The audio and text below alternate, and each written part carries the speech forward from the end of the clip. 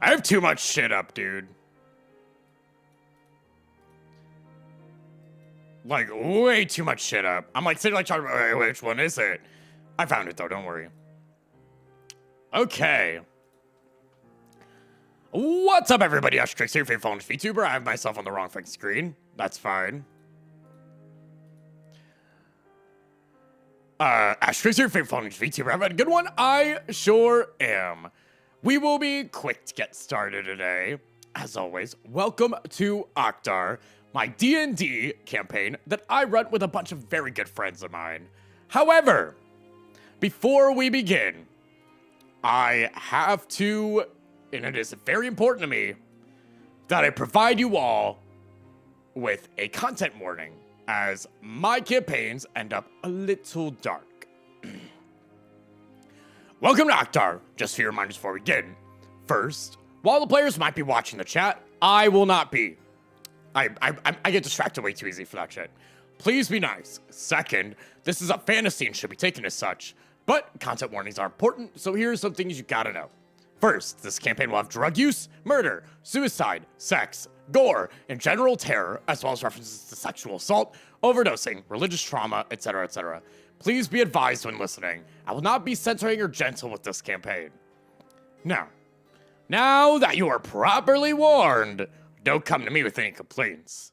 I said what I said.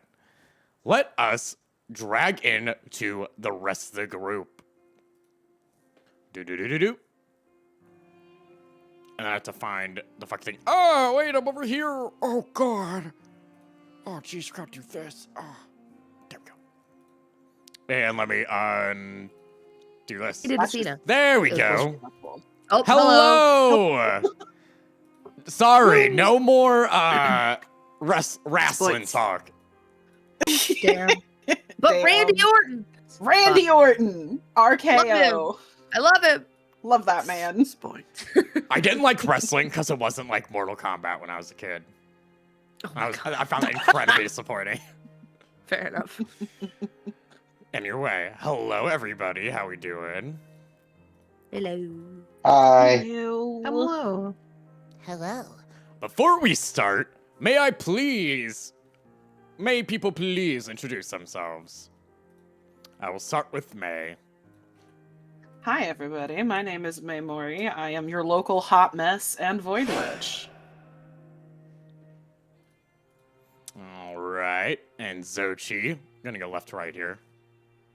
Hi everybody, my name is Sochi. I'm playing Kolok, and yeah, that's me. Hi. It works. Amryn. Or Honey, sorry. Well, hey everyone. I'm playing Amryn today, and I am everyone's favorite tavern owner, elf lady who will kick your ass. Yeah, that's about it. That's all you need to know. Yeah. Monarch. Hi, hello. I'm Julian Valentine, the Immortal Monarch. I'm a guy who does things. I'm playing Chrysostomus. Woohoo, everybody says correctly. Elixir. Totally. He's Chris. Hello, my name's Elixir Stravenheart. I'm an Astral Angel with the power move the stars, bro. And I'm playing as Malik Shaw today. There you go. King. Hi, I'm King Kimineko, an Incubus Nekomata shapeshifting VTuber from another realm. You may call me King.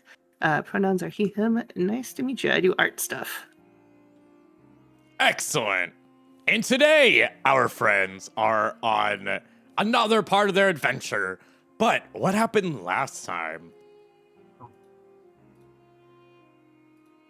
I did last recap. Somebody else go. I can do it. I can go. Or Xochi can do it. Go ahead, Xochi. I got the TLDR. So, Oh, some of us went into a pub, in which we were meeting with one of the local captains, basically a guild leader. And while three of us went in, Malik decided to. Well, we kind of had to leave Malik outside because we were worried about his shenanigans, and we'll get back to him shortly. While we were inside, we were talking to the guild leader, and we were able to negotiate basically I guess you could call it a contract or a job with that guild leader. And everything was going well. Everything was going very amicably for the most part. And then Malik decided to go on his little adventure outside and entered the pub. And there was I believe it was a druid. I forget his name, but he was the kind of the barkeep, the head honcho of that pub. And yeah, where we left off was basically Malik about to go fisticuffs with that guy, drop in the most banger one-liners I've heard in a really long time. And I believe that's the TLDR. I don't know if I missed much, if anybody wants to add to it. Go ahead. Anybody want to add anything to that? Yeah, so they also met with the leader of the Darkwater Guild that gave them kind of an offer of information and payment in exchange for some work of nondescript nature. Of course, there's the fight with Den that's brewing, and so they were coming up right as that was starting. Chris and Nshara had a lovely time at the market with Nshara's friend and Chris's not lover, Cater. And they've acquired many books on things that might become relevant in the future. There was also a side conversation about whether or not we should acquire better drugs for Koak. Yep, that was the thing that happened. Mm-hmm. It was very important. Extremely important. Anyway, Good. I think we should start the most important part, which is at the end of last session, we ended up, or you all who were making plans, came back up the stairs to see Malik. The bar itself they pulled some of the chairs over and, all that good stuff. Why, you might ask? Because standing there in the middle, in the center, in a circle, are two people. One you recognize as Malik. The other you also unfortunately recognize as Den, the druid from before.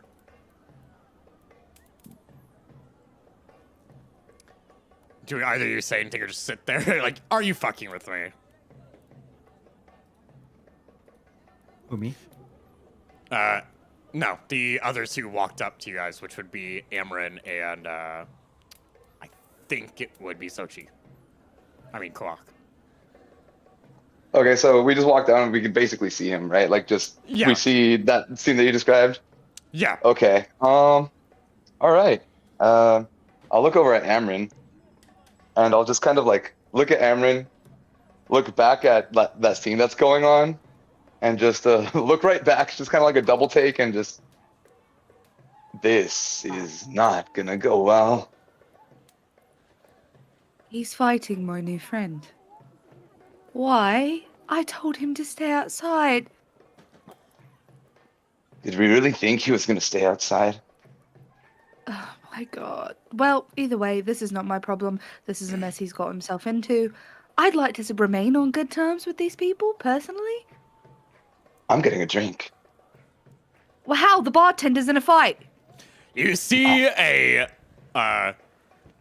halfling woman standing at the bar now, kind of, first off, jeering this on, and second off, happily grabbing people drinks to go, like really quick. She's, this is clearly like, this is not horribly abnormal. Mm-hmm. Oh, the bartender's in the fight. She says, and of course, place your bets. Place your bets is going to be, I've got his name. That guy, or will be Den. Everybody, cheer, cheer. and it is rowdy in this bar now. Well, Bartender, I'll put 1 gold scrap on the other bartender guy, and can I get a drink as well, please? Of course. Yes, yes. And slides you over a nice drink. probably hard liquor because listen, we're watching a fight. You need some hard liquor there, right? So it's a hard dark liquor. And gladly takes this grab. She puts it in a large stone stein, with a bunch of other money. So you chose Den, right? I did choose Den, yes. Good. Okay. Well, Wait, I'd like to put in my bet as well, please. Of course, what are you taking? I'll do 5 on Den. 5 gold. And can I also get a drink? Of course, what can I get you? Anything hard. hands you the same thing they gave Koak. I need Beautiful. She also pours herself one, and Den says, holds his hand up and says, How about I have a drink too before we get started? you watch as she pours him a shot. You watch as the wooden table that you were at eats it, and all of a sudden it appears in Den's hand. Cheers. And takes a shot. Holy fuck. That table just... all right, fuck it, yeah. I put my money on the right guy. Amber's throwing her shit back. Both of you guys can make Constitution saving throws. All right. 13. You're fine. It's just one shot. 10. Amryn, you're feeling just slightly tips. You know when you get that first shot in for the night and it like kind of like hits you like a truck for no reason? Mm-hmm. Yeah. She hasn't eaten lately. Yeah, real. Okay. Well, with that, hello. The rest of you guys get to watch this fight. Hi, Malik. I need you to make an initiative roll. Before we do though, Yeah. do I see a what is it called? An arcane focus on him? Let me check his stuff. I believe he has one. All right. Beautiful. Yes. But Do it's I see it, druidic. though? You can Can I make recognize what it is? you could make a investigation check really quick. Okay. Oh, pff. Hell yeah! Let's go. Get that shit out of here. What you get? Sorry, it didn't load for me. I nat one. Oh, well, your nat one is luckily gone now. You have no fucking clue. You're like, a druid has a focus, right? Right, I've read that in a book before. He's gotta have a focus. Right? It could be a lot of things. All right, initiative it is. Let's go. Let me roll initiative for myself as well. Oh, a nat one. Let's go, baby. What's that equal to? Oh my god. There's no way, dude. Jesus. Okay. Yeah. Well, I rolled low too, if that makes you feel better, but not that low. So, we're gonna run into luckily, I'm glad this is the first battle we get to see. So you get to learn a new rule that I have. It's not a new rule, I have it on my campaigns. Hi, if you roll a nat 1, you get disadvantage on your first roll. Already. First attack. Just so you know. No worries. So, let's see. What's he gonna do against you first? Does he want to end this early? Nah. He'll go easy on you at first. He says, Well, you know, a good try, I guess. Here you go. Catch this. you watch as a piece of bark grows on his hand, You then watch magic surround it in ice and throws it at you, casting Ice Knife. I hit, right? Yeah, Yeah. you rolled a hit, and then That's I right, make that's a right. dex save, I think. Okay. I hit for an 18. Yep, that hits. You take 8 piercing damage, and then, of All right. course, I need a dex saving throw. Yep. I rolled incredibly high damage, so I apologize. That's all right. 17. 17 dex save. passes. Jesus. So you're safe from taking the 2d6. Excellent. That'll end his turn.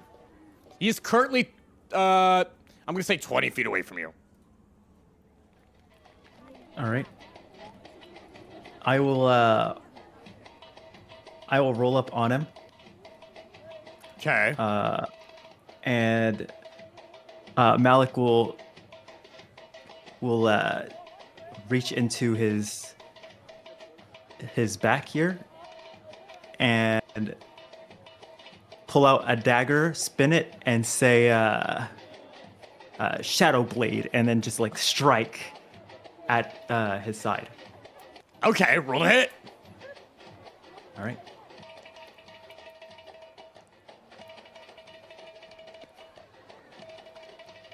Yeah. 19 to hit. 19 hits, damn. I mean, to Druid, their AC is not very high, but you know. Easy peasy. Let's go. With that 13. Oh wait, it's not fucking sneak attack. Hold on. Or let me take a look, see what it is. Where was it? Oh, I've got to say, you have to roll that again. You get disadvantage for your first hit. Oh, I thought disadvantage was for my dex save. Oh, did Alright, you? no You worries. didn't do disadvantage on next. No, it's your first attack. Okay, first Sorry, attack. it's just I'm fine. sorry. I apologize. Nah, you're good. You're good. Rip, nat 1. That's 3 nat 1s in one setting. Crazy. Yeah, unfortunately, you will not hit that. I apologize. No worries. This is connected to a dagger, right? Yeah, it's just a dagger. I need you to roll a dexterity saving throw. All right. 15. Awesome, you're okay. You watch as you try to strike at Den, and Den immediately dodges and tries to knock the weapon out of your hand. Or at least move in a way to make you drop it. It doesn't work, though. Rolling nat ones leads you to the risk of losing your weapon. This applies to enemies as well. And unfortunately, I roll a lot of nat ones. So, next. Ooh. Let's do... Okay. They're going to run, because you got right up to them, away from you. You do get an opportunity attack. Yeah, I'll reaction AOP. All right. No more disadvantage, just regular. All right. That is a 16 to hit. Meets it, beats it. Go ahead and do some damage. All right. 6 damage. Why I keep supplying sneak attack, but yeah, 6. 6 piercing. Excellent. He still, of course, gets away, back to 20 feet away from you. But you see him grab at his side a little bit, and he says, Yeah, that's fair. I didn't move fast enough. That's no big deal. Anyway, I'll take it easy on you. another piece of bark breaks off, and another ice knife at you. All right. No way! Fuck. You know what? I rolled a nat 1. Nat 20. No way. Nat 1. I will How many say hits it that? dodges too many. It fully misses you to the point you don't even get the splash damage possibility. You watch as he casts a spell and throws it. You see him wince at his side, and it misses you by solidly 10 feet. Ugh. You see good. Oh, my bad. And we are back up to your turn. All right. I'm going to charge at him again, Okay. and I'm going to. Did I notice like the arcane focus this time while he's casting? I will allow you to roll insight.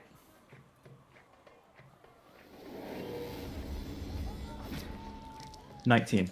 19. Yes, you do. It is All right, so- it is a strange amount of cords that are what are they called?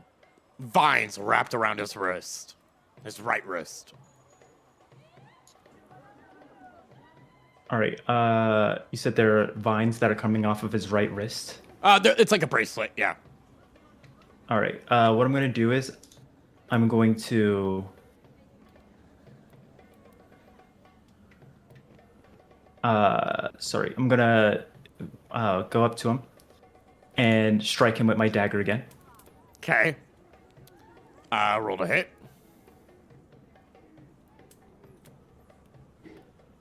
6. That unfortunately misses. No worries. But bonus action. Bonus action. I have fast hands. Oh. I'm going to utilize my fast hands to take his arcane focus. Okay. Let's see how this rules. Give me a sec to look at this. Okay. Do you need me to link fast hands? No, I see it. Roll sleight of hand. You got it. It's gonna be a high one. Obviously, a druid's gonna take care of their shit. 22. 22. With this number, I will allow you 2 options. You can take it and risk an attack, or you could not take it and avoid the attack. It's technically meets it beats it, but he can get an opportunity attack on you. I'll risk the attack. You're gonna risk the attack. Yeah. Okay. We're risking it. He's going to, let's see. Right. He is going to, as you do so, try to grab it. He's going to try to hit you with with bark that turns into a knife from his hand. Does a 15 hit? It hits. Okay, you take 3 points of damage. All right.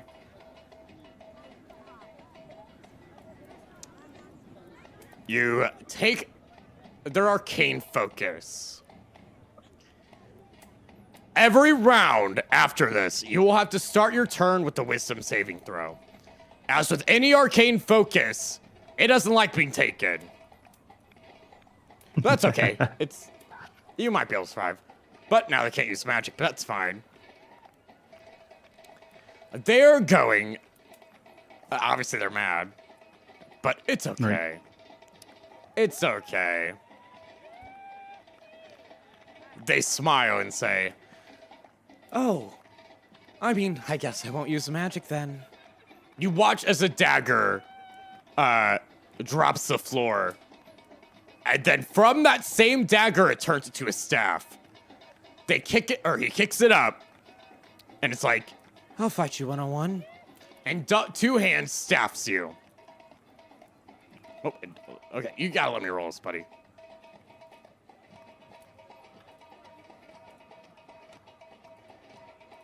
Okay, you don't want me to roll, apparently. I'll roll d20, it's fine. I'll roll it physically. Ooh, a 20. Ouch. Okay, you take d8 of damage, because I said it was 2-handed. See what I roll. Ugh. 3. Not great. Not great at all. All right, it's your turn. Oh, wait. Yeah, start with the wisdom saving throw. All right, whiz save. Whiz save, baby. Come on, whiz save. Yep. 4. 4, you drop it. You feel as the spines fit, like, how do I describe this? You feel as if it is trying to pierce through your own ether, and the discomfort it provides you, it feels like bugs on your skin, and you drop it. You. Yeah. But you can still attack. They're within 5 feet range of you. All right. Yeah, I'm gonna attack him with my dagger. Go ahead. 8. 8 misses. You guys, the rest of you who are here to watch, are actually kind of impressed by Malik semi-holding his own. Malik, how do you look right now? Not good, but not horrible either. Okay. He's definitely like fighting. To the rest of you, it looks like Den is hardly scratched. Den is going to take a bonus action, so no bonus action, and a reaction to pick up their spell focus. But with that, they can't move. Fuck.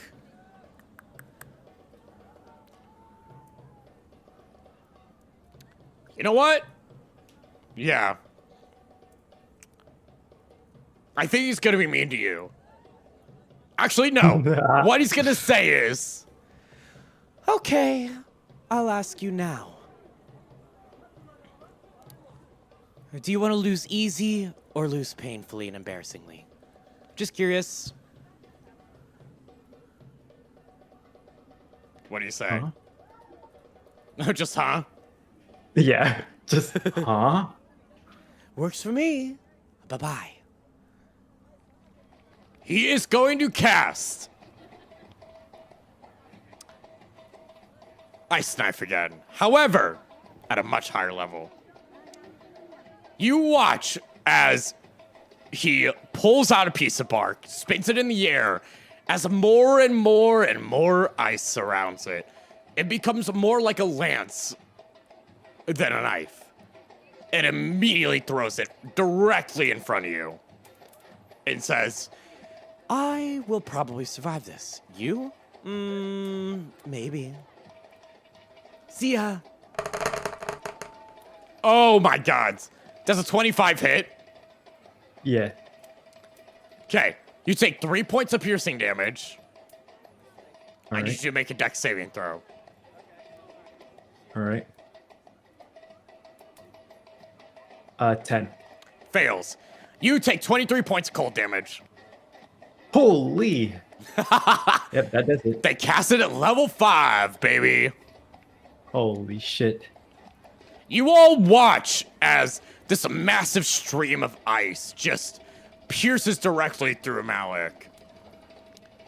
You watch as Malik is fully, like, held up by this giant ice lance that slowly starts melting.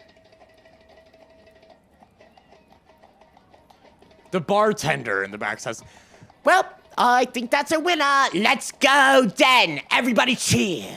and everybody, of course, cheers and hoots and hollers and, you know, all that good stuff as you watch as Malik is just lying there, stabbed through with a dagger, holding him up.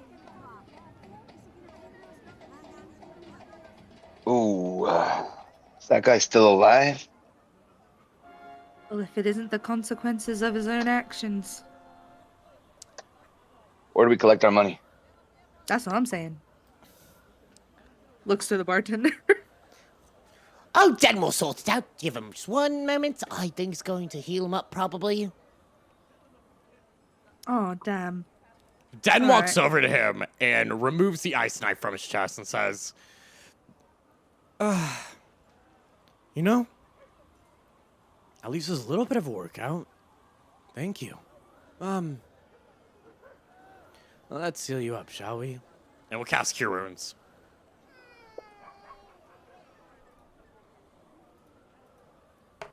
And you heal up for 7. You heal up for 7 points. You watch as basically takes shavings of tree bark and sprinkles it. As it glows, it heals you. Uh-oh. But, however, there's more to this, Malik, because you are not conscious. What I would love from you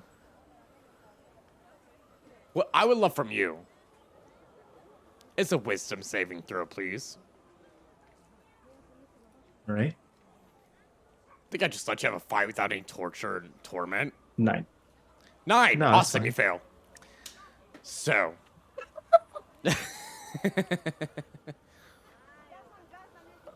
So. Malik. It's dark. And strange. It's uncomfortable. Cold. You see out in front of you, maybe 20 feet or so within this darkness, something glowing. After a moment, you realize it's the amulet. The amulet that was stolen from you. Would you like to reach for it? Yeah, I definitely reach for it. You run forward to grab it and are immediately grabbed on your arms and legs. You feel hot breath on your neck. Not in a good way. It's like a beast. And it says, "What makes you think you deserve that?" I go to reach for my wand. Your arms are being held back.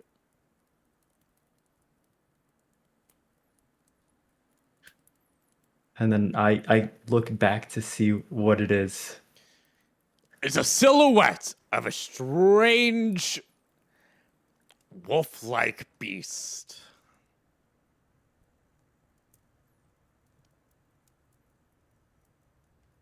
It says,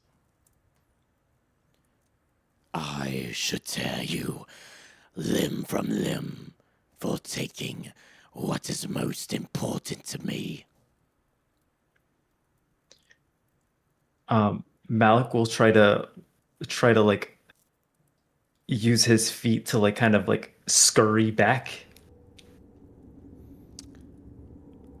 You try. and he'll Okay, keep yeah, going. go ahead. No, go on.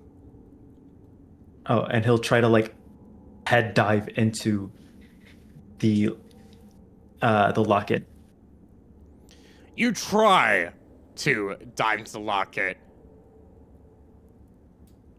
As you jump forward, your arms that are held back pull from you like putty. Just rip right out of its socket. You look back to see both of your arms, sinew and tendons still reeling from your shoulder blades as your arms are being held there in the dark by the silhouette. You feel pain, but you don't. It is a dream, after all. But since it's a dream, you know you could just deal with it, right? But the blood still drips in this quiet place. You can hear it upon the ground as you go. As you stand there horrified. Do you look back at the beast? Hell no. I'm running. I'm trying my hardest to run. To You make it over to the locket. You try to run. Before you can do it, a strange clawed hand grabs at your throat, pulling you back. You do not deserve this. Who gave it to you?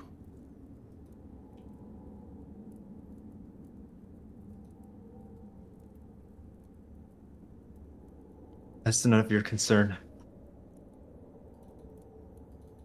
I think it's all that concerns me. For that is mine. It is the only piece of me left that I remember. And I will have it back. I look back at the creature, and do I recognize what it is?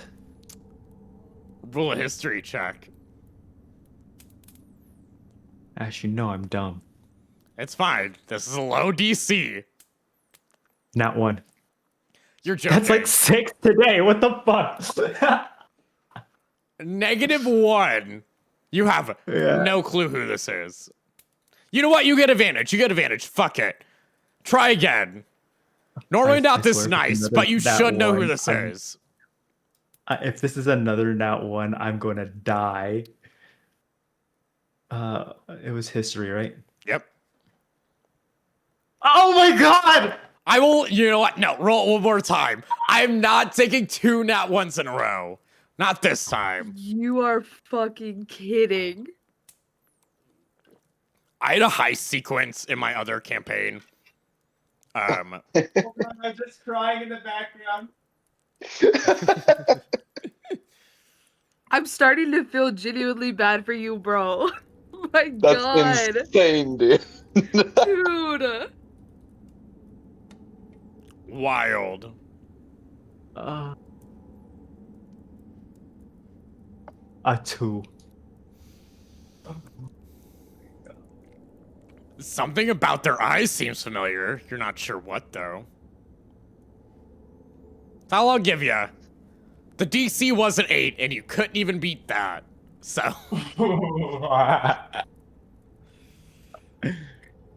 Mind-blowing. I gotta add up how many that was today. Yeah, it's a lot. It says, tell me why shouldn't I rip out your throats?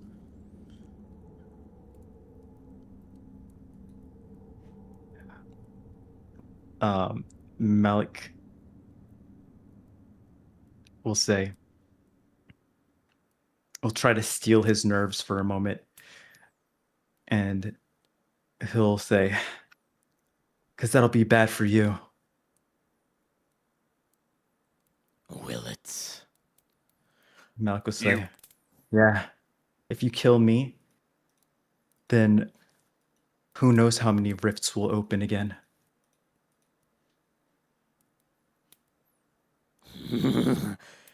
Pretty little thing.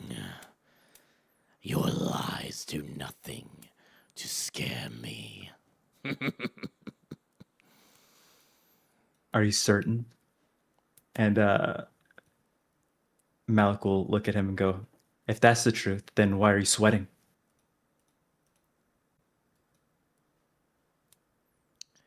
I need you to make a constitution check. Constitution? Yeah, I got you. 11. You feel yourself steel your nerves and turn to face him.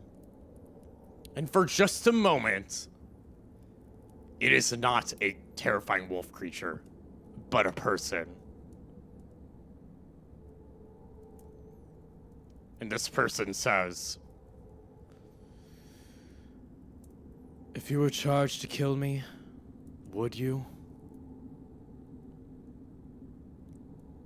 Do I recognize the person?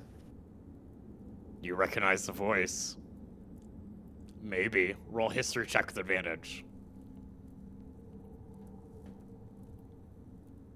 Double nat one. Watch this. If I have to Ash make doesn't a understand. if I have to make a Yes. fancy rule where no 6. You recognize this person from your past. It's He's going Tobias. extremely easy. It's okay. It's okay. Say that again. I'm sorry. It's Tobias. Oh yes, I assumed. Malik will say,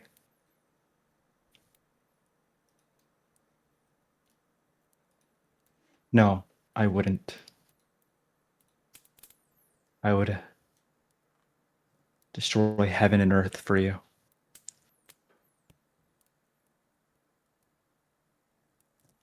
He stares at you, unmoving and unfeeling. Before his hands, suddenly, he is holding a mirror. You see yourself. You see the beast behind you. Claws at your throat. You watch as this claw slowly gouges out your throat. You don't feel it, but you can watch as it's tearing at your head and tearing, leaving blood and gore. You watch as it licks the tendons that are left and slurps them up. Tobias says, I see oblivion. Will you grant yourself freedom? To do so requires you to free me.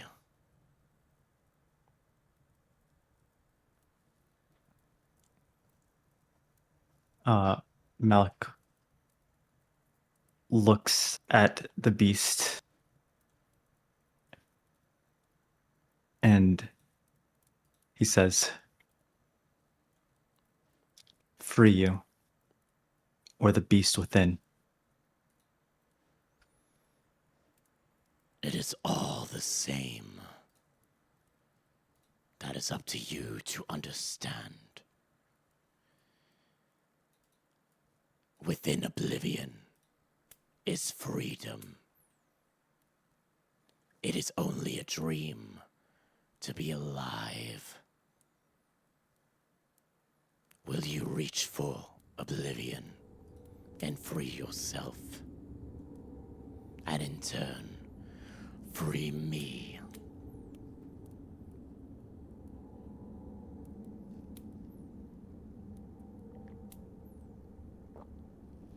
Malik looks him in his eyes and says,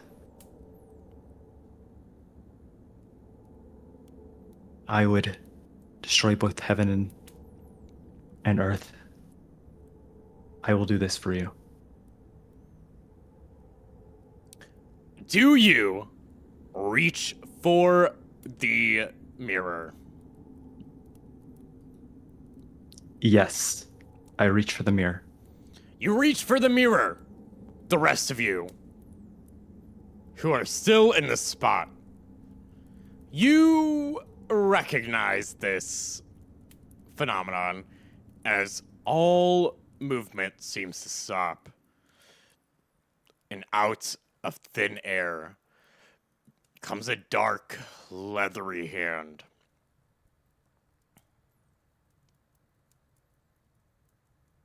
So I could see this.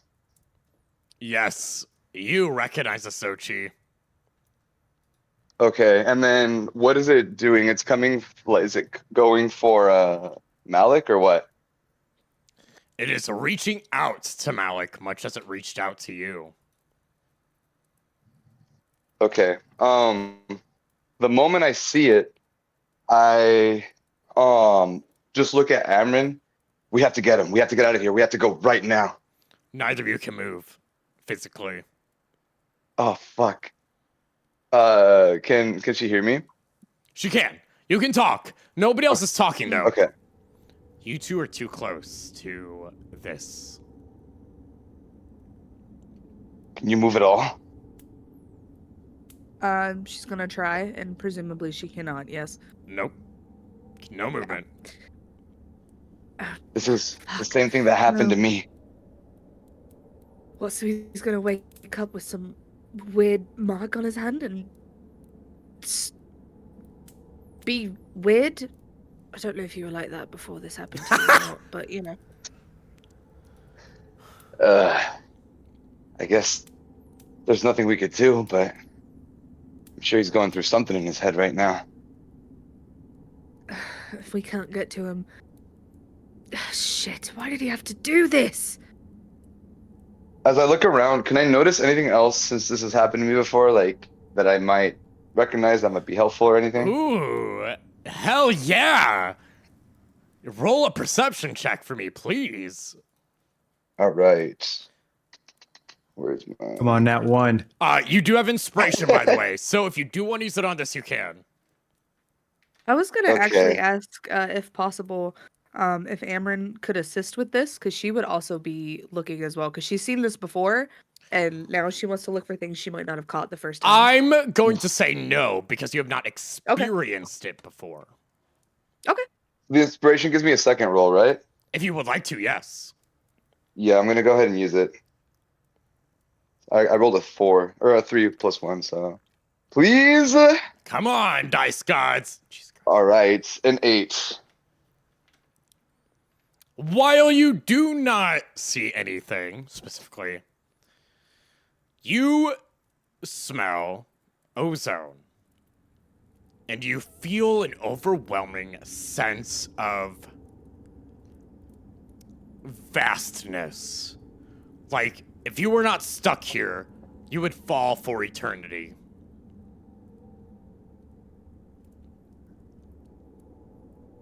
It is uncomfortable. I don't think I'd really do anything at this point. I think I'd just, honestly, after all of this, just kind of be frozen from remembering what happened before. So I just kind of don't look away. I'm watching everything just as it happens. Excellent. You all watch this dark, leathery hand holds out a plaque. Do you grab it, Malik? Dark hand? Huh? Yes, The dark hand, you said? The dark hand, yep.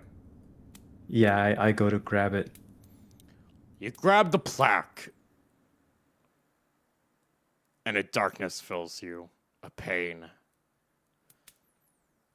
Much like what happened to Koach. Although you don't know about it. The same has happened to you. The visions, the pain, the knowledge of what you have to do.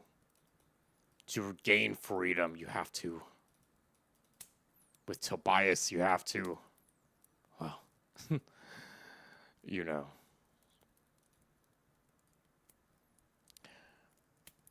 And then you hear a voice. Well, I really didn't think that'd be so easy. Good job there, Malik. You did it! And you see a person in a tiger mask. I'm sorry. I know you'd rather see the bats, but they're out doing bad things, I guess. I don't know, but you got me instead. They are kneeling before your body. I can't believe I misgendered my own fucking character. They are kneeling before your body. You can stare at them. You cannot move. The rest you cannot move either yet. But you do see Tiger. You know, good choice. I mean, killing your friend and all, that's gonna be fun. Well, I guess you've been chosen. Good job. You know, we all had to give something up. For freedom, you have to fall into oblivion. And it's the most painful thing you'll ever experience. Don't worry, you'll be fine. Maybe. Or will he crush under pressure? Regardless, not my problem. but I hope you have fun. That's 2. 4 more. And looks directly at you, honey. Malik, well, first of all, did he say all of us had to give something up? You have to. No, you have to. They said that they had to go through oblivion to reach freedom. Basically. Okay, because I thought he was insinuating they also ended up giving something up. Yes, sort of. That would be the oblivion part. Okay. Malik, Oh, sorry, going. Malik goes, ow, that hurt like hell. Yeah, it doesn't feel great. Well, it's just gonna get worse from here. Good luck. You got somebody gotta kill, and you really like them. Bye-bye. And disappears. We all hear this, by the way, right? You two do, yes. You, Koak, and Malik all hear this. Oh, okay. And suddenly Tiger disappears. And the world moves again. Den goes. You know, you put on a good fight. You can wake up now. Hey, come on, come on. Somebody get me water. You get water splashed on your face, Malik. Ah! Oh, there you are. How you doing? Sorry for beating the shit out of you. You kind of deserved it, so no hard feelings, I hope.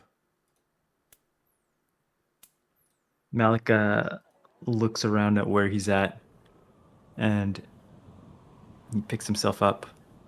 As you pick yourself up, you see a symbol on your hand. Is it on the same hand or the opposite hand? It's on the same hand as the one as Have you seen Malik's symbol on his hand? Or not Malik, Koak's. Sorry. Yes. Koak showed all of us, I think. Yes, it is But on the I same don't hand. remember if it was on his right hand or his left hand, because my right hand's already marked. I believe it should be left hand. Zoshi?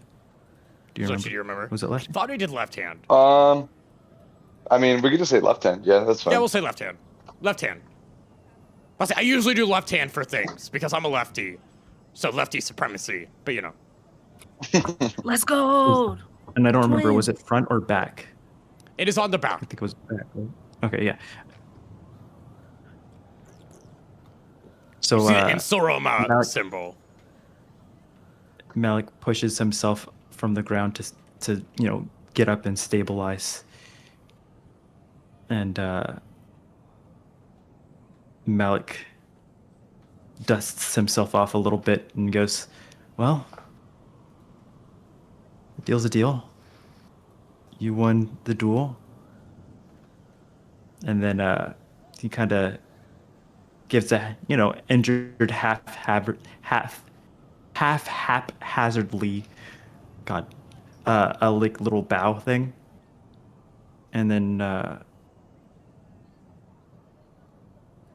turns and says, "See ya." And he walks away from the druid and makes his way over to Koak. If you can see him. Yeah, you can.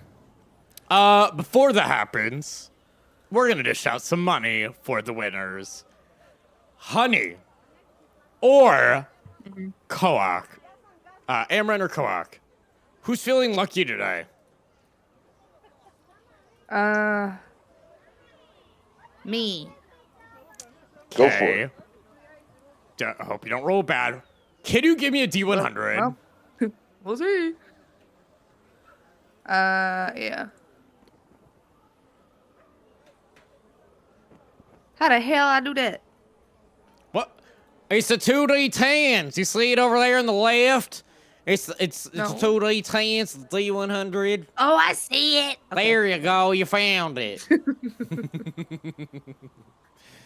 No, this campaign's gonna be a cowboy campaign. Hell yeah. I could do Southern accents all day. 58. 58. Yeah. You guys get 58 gold pieces split between the two of you. Whoa, let's go. Is the money handed to Amrit or is it handed to Koak? It's literally half to each of you. She goes, Well, she bet 5 coins. That's not fair. You know, you can take it up with boss if you want to. Not No, gonna I'm stop good. ya. Never mind. No, you're not That's gonna. fine. No, you don't want to fight the boss. No, She would no, love for you no, to fight her. 29's Sure? fine. Okay. 29's fine. Just give Okay. give me my 29. Here's your Thank 29 you. gold. Thank you so much. Thank you very much. you both get 29 gold pieces. You As you lucky are bastard. walking over, Malik, with probably Koak grabbing his coin, or his scrap. Do you say anything? I approach Koak and I go, and I look and I see him taking the money and I go, finish business here then. I don't know, I guess. Are you done with whatever that was? Malik looks back and goes, for now. And he kind of sheepishly looks back at I forget the druid's name. Den. Den. Haha. Yeah, Den. And he looks back at Zochi and he goes, it seems like I had a dream. And he'll reach for he'll look at his hands and he'll realize that there is no mirror that he touched or he picked up. And then he'll and this is in the middle of conversation with Koak. He'll just shuffle, grab his pack, and then start rifling through it.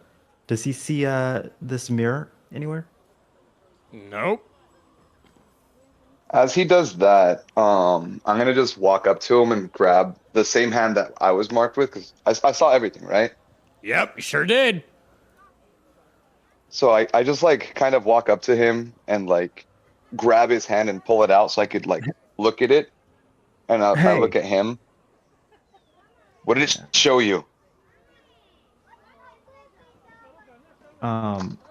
Malik kind of takes back his hand and he looks off to the side and he says, what? What did it show you? And don't fucking lie to me. Malik says, sunshine and rainbows. It showed me sunshine and rainbows. And he gives a little wink. When I looked at his hand, could I tell if it was the same mark that I had? It's the same mark you had. Okay. So I'll kind of get even closer to him, sunshine and rainbows, right? Is that why you have to kill somebody close to you? We all heard what it said.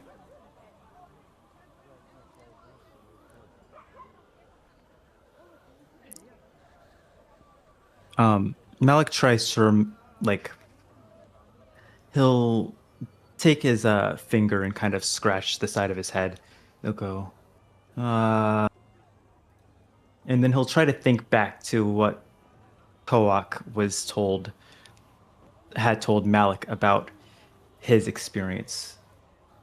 And then he'll go, And then he'll look back and go, I forgot. And he'll kind of shrug. Roll deception check, bitch. Sure can. Let me get deception check. Don't roll that one this time. 16. 16. You can roll an insight check, Kawak. I was gonna say, Okay. Amren's right there. Can Amren also roll insight? Both She's of you standing could, right for there. sure. Thank you. No holes barred. Ooh, you lucky Wait. bastard. Question. Answer. Well, my turn. They witnessed me duel.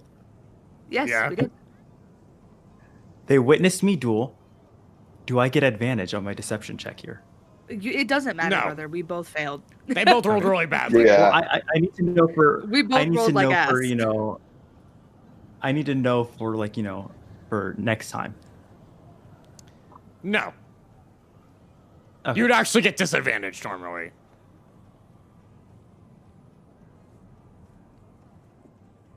Anyway, Okay. neither of you can tell that he lied because you know what? You guys are both drinking a little bit. As you're trying to read him, you hear Okay. Yes. Very serious things. I don't know what's going on with you guys, but a couple drinks might be nice, right? What if we all got some drinks, eh? The fight was good, by the way. I need a little warm-ups. I don't get to fight very often. Thank you for that, Malik.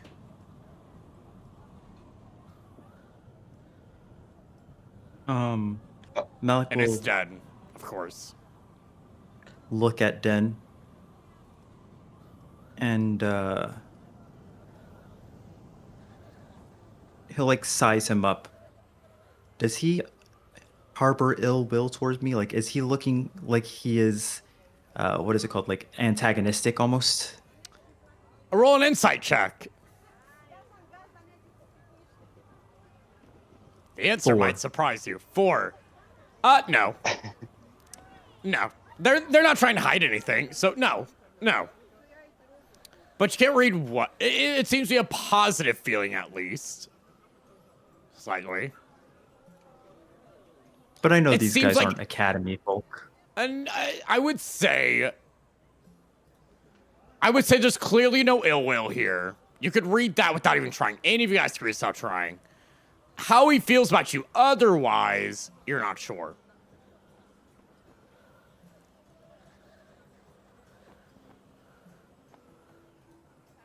Malik is notably struggling to gauge this guy's emotions and actions. And then he kind of shrugs and goes, "Yeah, I'll take a drink." Well, let me get all of you a few drinks. I'll look at Den and say, I appreciate it, and then I'd look over towards Malik. I don't drink with people I can't trust. I just go off on my own. Amren's following you, bro. I'm gonna try to go somewhere. Is there a restroom I can access by myself? Because I'm trying to get separated per se. She's not gonna follow you. Obviously, if it's clear you're trying to get by yourself, You could fully she's leave. not going to follow you away. Yeah, you could She's fully just leave and getting go to an away alleyway. from Malik. Yeah. Yeah, she's just getting away Okay. from Malik as well. I'm trying to find it's been a while for me. So Yes, it has. after everything that happened, I think that it's about time. So I'll try to find any place that seems like it's pretty isolated from anybody. All right, that's not too hard. It's later in the day. It's nighttime. Yeah, no, for sure, easily done. I would say, Emran, you read this pretty quickly. He's got stuff he wants to do, and you already you're pretty aware of his thing. Yeah. So, are you okay with him doing his thing? I don't know why I'm saying secret. Are you okay with him doing drugs? I mean, she's not gonna make an attempt to stop him. He's grown. Okay. She was mainly just trying to get away from Malik as well. She's very angry. Are you staying in the bar or no? Um, Kowalk leaves the bar. I think before she leaves entirely, she would stop by Den. Hey, And oh yeah, hey friend. Um Thanks for sending us down there to the big boss. Got some goodish, news, job, whatever. oh yeah, she's a Yeah, cool so I guess you'll person. be Yeah, for around. sure. Oh, Yeah, are you leaving? Why not stay for a couple drinks? I mean, your yeah. friend's here. Who? And this one. And points to Malik. Points at who? Malik. Oh. No, that's not my friend. Oh, huh. I see. Well, I mean, if you want to go, you can. I'm not gonna argue against you, but maybe three of us could share a drink for a little bit. Malik looks pretty distressed right now. Yeah, and I'd be inclined to help him if he didn't start fights and then also pretty sure lie right to our faces, so Oh yeah, he definitely feel a lied little for sure. differently about that then. But Oh, yeah. yeah, I could tell. I figured. Yeah. But I think he means well. The fight, it was a fight. He was gonna lose. Listen, I could smell the fear on him. He was 3 seconds away from peeing himself. It's no big deal. Also, look where you are. Anybody'd be excited to take a fight and get a drink with them later. How about it? Just joining for a drink? I'm gonna be real honest with you, friend. The fight's not even what made me the most angry, it's the lying. You see, we're all in a bit of shit. Real unique situation. And lying to one another, if we're supposed to be in this together, it's really not a smart move. So, really don't want much to do with him at the moment, I'll be honest. You see Den think for a moment ago. How about Malik?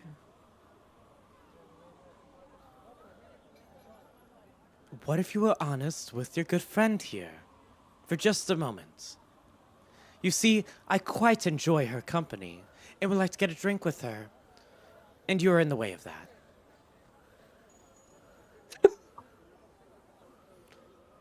He wants the puss.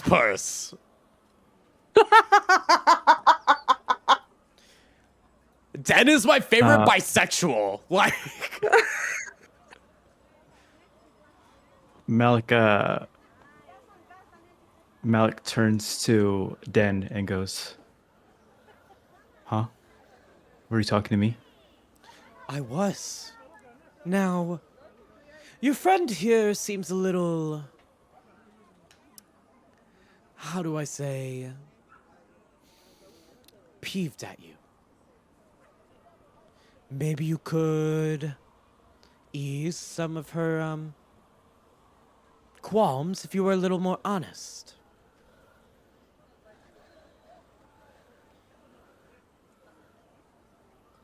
How about it? Malik looks over at Amarin. And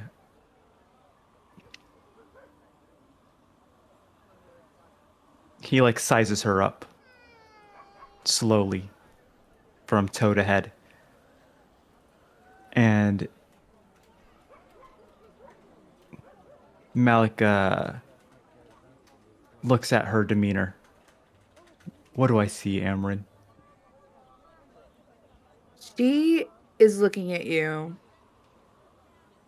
And her arms are crossed at her chest. And she is looking at you. It is very clear that she is angry. But if you look closer to her, more so than anger, it's betrayal. And a hint of concern.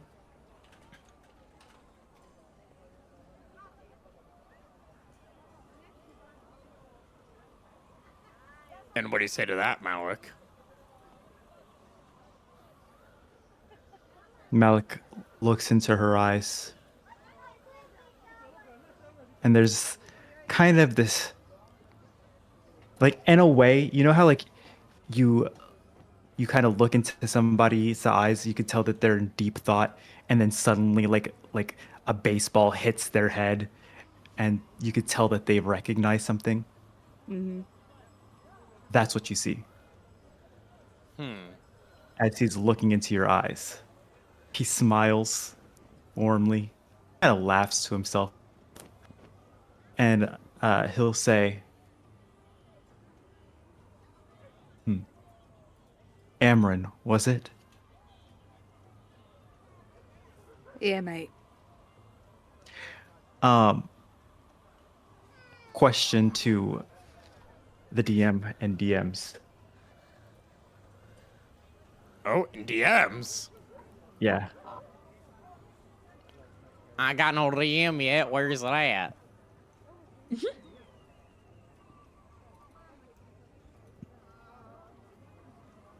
Let's see.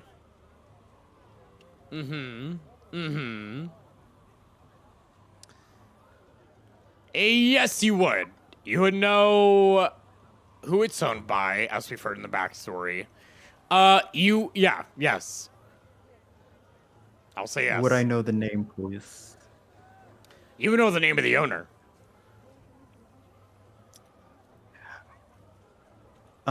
We'll talk more about that later in DMs for another day. But what Malik will say is he'll say, "Sure, but the next drink is on her." And then he will offer a seat over across from him for her to sit. Her eye twitches.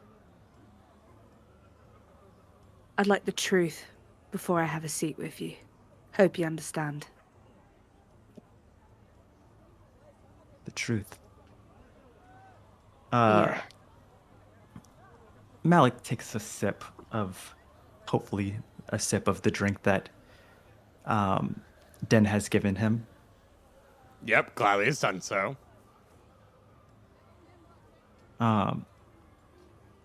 And then, but first, before he takes a sip of it, he'll sniff it to see if it's like poisoned.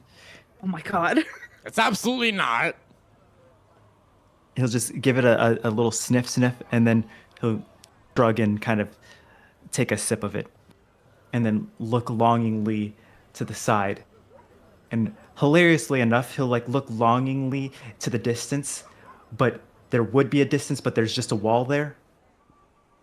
And then he'll look back over at Amryn and say, Amryn, right? I don't really know this one that much. I'll tell you something, but not in front of this one. And Malik points, like without breaking eye contact with Amryn, he points over at Den. This one has to go. Oh. And then he will, like, his eyes will shift slowly towards the others. I quite like that one. We don't give secrets.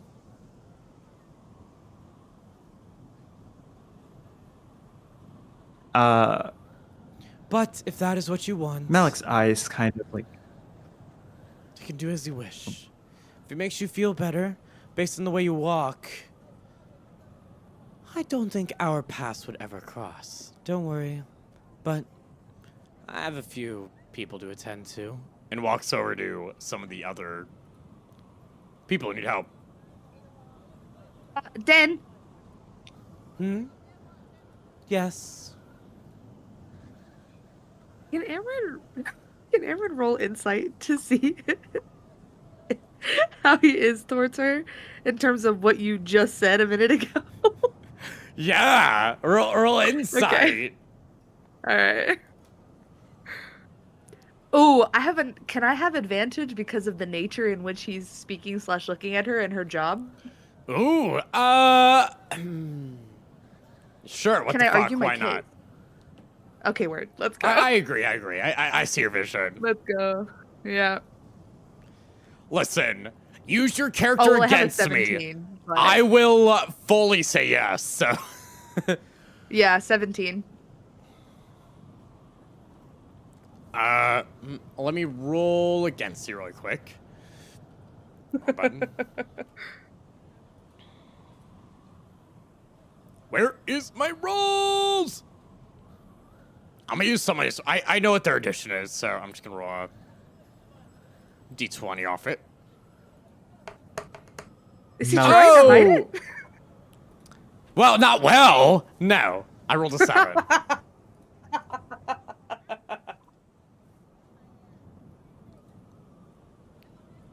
Okay. So, yeah, Ash, what's he feeling? What's he wanting? What's the You vibe? know, I would say you could read off of him. He's interested in both of you. You're not sure in what way, though. There's definitely like a sort of like. I would say you could tell he sees you both as attractive, but like. I would say he's very interested in what's going on. But it's definitely an attraction aspect to both the way he looks at you and Malik. Bisexual panic, but not really a panic. It's more like a, well, they're both hot. Fair enough. Okay. Yeah, Amron's going to look at Den. After this, we'll have a drink, yeah? Oh, yeah, sure. If you're down, yeah. I'm assuming our festival's sort of starting, so anything to get my mind off all of that would be great. Yeah. That sounds like a date. And she'll give him a little smile before turning back to Malik. Wait, Den. Yes. Malik hasn't taken his eyes off of Amryn this whole time. And he noticed that you had used your feminine wiles to kind of, flirt You've with just this, never seen man. Amron be nice, because she's never had a reason to be nice to you. Real. Well, he could read his feminine wiles if he And- wants to. Malik says to Amryn, he says, "You want the truth? You're paying a drink for the drink." Okay. I don't know Well. why you're playing games with me, mate. Malik says, "Well, then I guess you don't want to know." I just said I was going to pay for the bloody drink. I just want to know why you're playing games with me. All right, then pay the man. Amron's eye is literally just twitching aggressively. You know what? No. We're in this. We're all supposed to be in this together. We're all going through this weird shit together. You and Koak, yeah, you might be the only two that have experienced it so far, but the rest of us are going to have to as well. And we all are supposed to be working on this together. And what have you done? You've come in here, you've started a fight, and you're sitting there bloody lying to us. So if you're not interested in helping the rest of us and being honest, then you can go fucking get off in a corner somewhere. I'm done with you. I'm done with you. So unless you feel so entitled on getting your head out of your bloody ass and being honest with the rest of us, you can fuck off. And Amron's gonna walk away. Malik! Malik will then. What do you do? Go ahead. Sorry, I'm just my other players who Malik, don't play immediately. Malik will have his eyebrows like kind of, he lifts his eyebrows for a moment, and then he'll kind of laugh, and he'll go, "Amryn," and then he'll say, "From She's gone, bud. the whorehouse." Oh, she's already left, like gone. She walks She's away. walking away from you. Yeah. Oh, I thought she was walking away, like on her way out. She is. She know what I is mean? walking away, but you'd have to You can like stand stop up. her. She's walked Yeah. far enough away from you, yeah. No. He'll let you go. It is a good thing because if you kept going with that, you would have got slapped across the face, bro. I'm being so for real. While that's Malik happening, goes back to his drink. yeah, Den will say, You know, you could have, I don't know, talked to her a little bit. I don't really know what's going on with you guys, but she sounded pretty mad. Listen, when I don't listen to the head boss, she basically wants to eat my head. So, I don't know.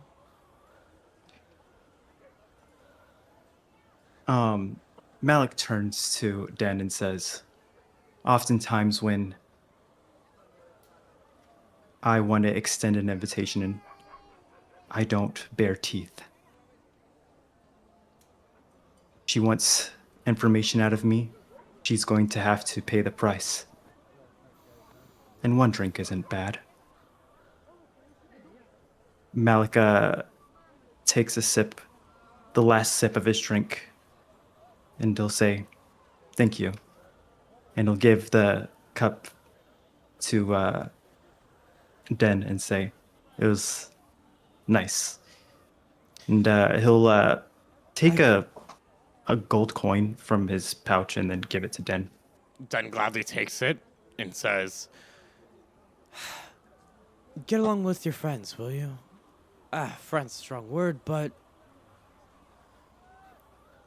pain is easier to deal with when you're together.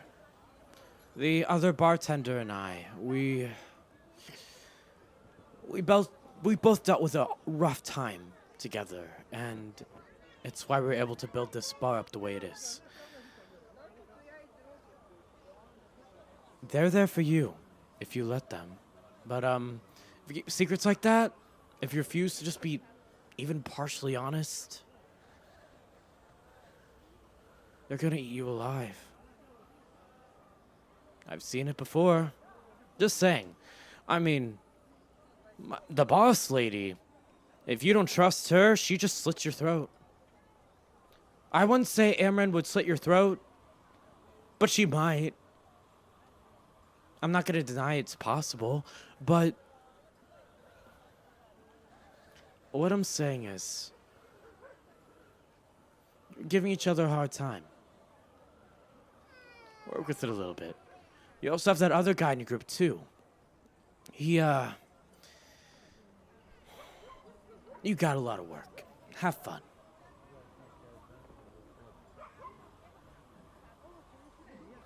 Please. and he will go back to work with the others.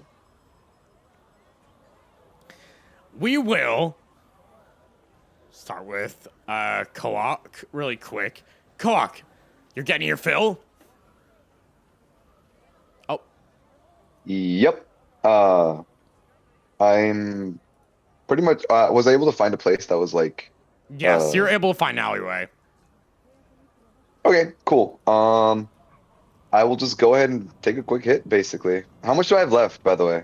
Do you know? So I think you had 4 days. You have 3 more left. Okay. So you should have 2 more All now right, after today. I'll probably take a pretty heavy one because I don't think I have since I woke up from the, like, that unconscious spell I had. So Yeah. it's been a real hot minute. So yeah, I'm gonna take a Yes. pretty heavy one. So I might do a double dose. Make a Constitution save with disadvantage. All right.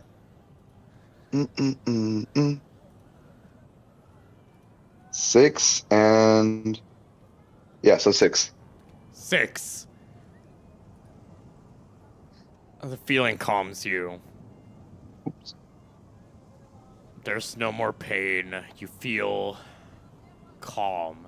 Like this is all you needed was just something to kill the overwhelming sense of emptiness as you inject it into you. The world fades for just a moment in this dark alleyway, where luckily nobody's there to see you. You take a deep breath, feeling good, feeling like you're Everything's all right. You take a deep breath. And their voice says, What are you doing? Are you okay? Huh? you look I up. tried to make out who's talking to me. Yeah, it's hard to see.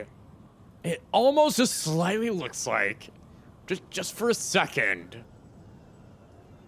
somebody who almost looks like your little brother.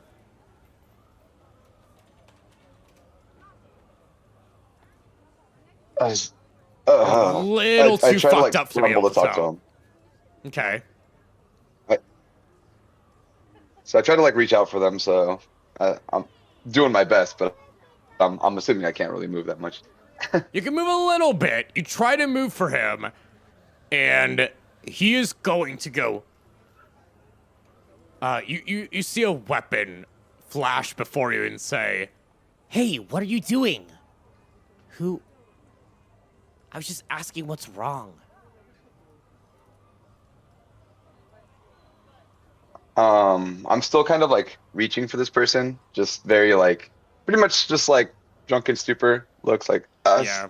us, yeah. Uh, Who? us, yeah. This, you're here. I think you have me mistaken for somebody else.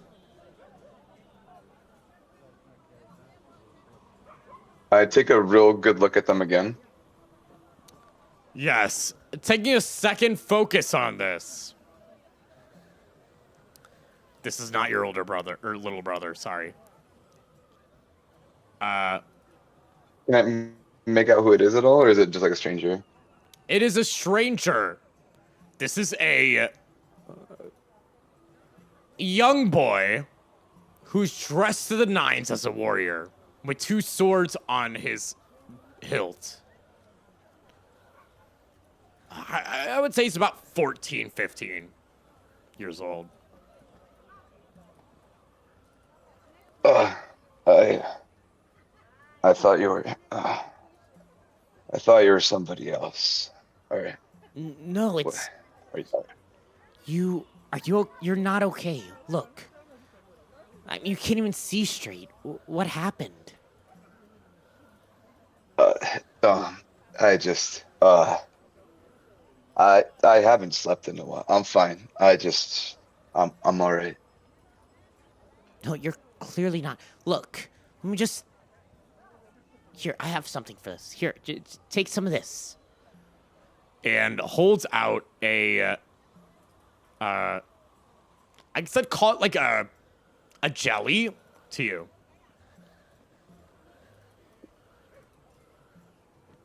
What is this? It'll calm things. I promise.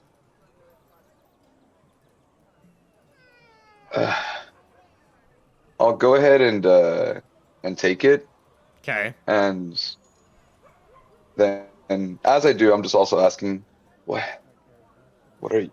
What are you, like a soldier? Why do you have those weapons? You're too young to battle. To protect myself, when things get bad, it's all you can do, you know?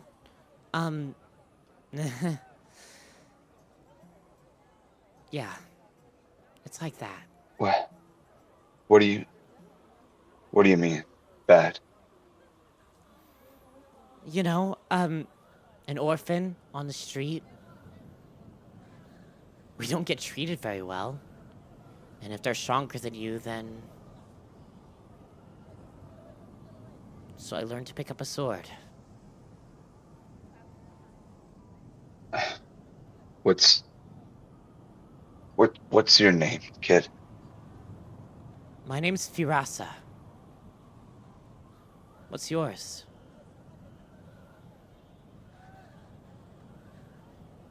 My name is Koak. Koak. Here, just eat that gel, and you'll feel a lot better. Trust me. Okay. I take the gel, and then am I able to like kind of make out where I am now, or am I still just kind of? After eating the gel, which tastes sort of like rose water, you watch as even though you absolutely do not feel like things have fully like chilled out for you, your eyes are a little more clear. Your brain is a little more set. It seems that whatever Firasa has given you has sort of melded with what you have to create a numbing sensation. Okay. What was that you just gave me?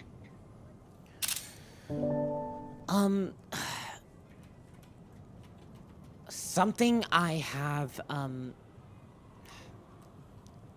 a little bit up north, okay? There's a lot of medicine. And I've seen people like you, and when they take that, they just seem a little better. So I thought I would give you some. It's also really great for medical things, you know. Take it right before a fight. Even if you get stabbed, you won't feel anything. Huh. And where do you get this from, Firasa? Well, further up north in Kushtaal, but I do make some myself. I've kind of made a little business of it. It's a little illegal, but I mean, nobody's gonna sue a kid or anything.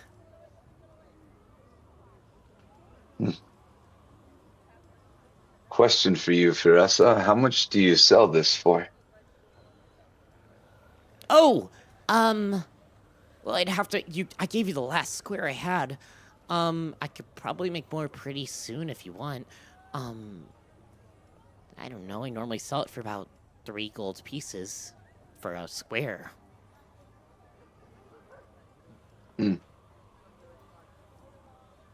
Firasa, how would you like a job?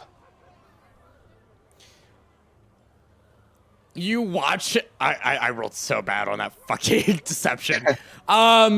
You watch his eyes literally glow for a moment. He has bright gold eyes, black hair. He has fox ears and a tail, and 2 swords at his side.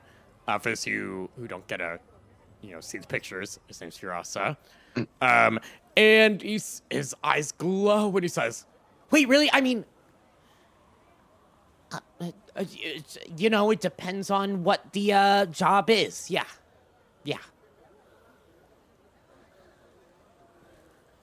It's two. I'm still trying to shake it off. It's two parts. Number one, you make those jellies for me, Deal. and every time you do, I'll buy them off you. Okay. Number 2, you stay off the streets, and you work making those jellies. I can try. Listen, I'm safe on the streets now. Don't worry. I mean, I'm only here because I wander the streets. What else would you have done without me here?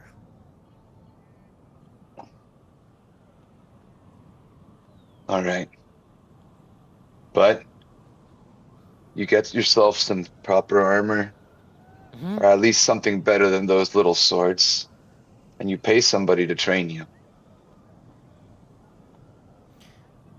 he stares at you for a moment and says, Could you train me? Look, kid, I'm in no condition to train anybody right now, but I tell you what, you keep up your end of the bargain, and I'll come back every now and then and see how you're doing. How about this? I have an idea. For every time I give you a couple squares, you teach me something when it comes to fighting.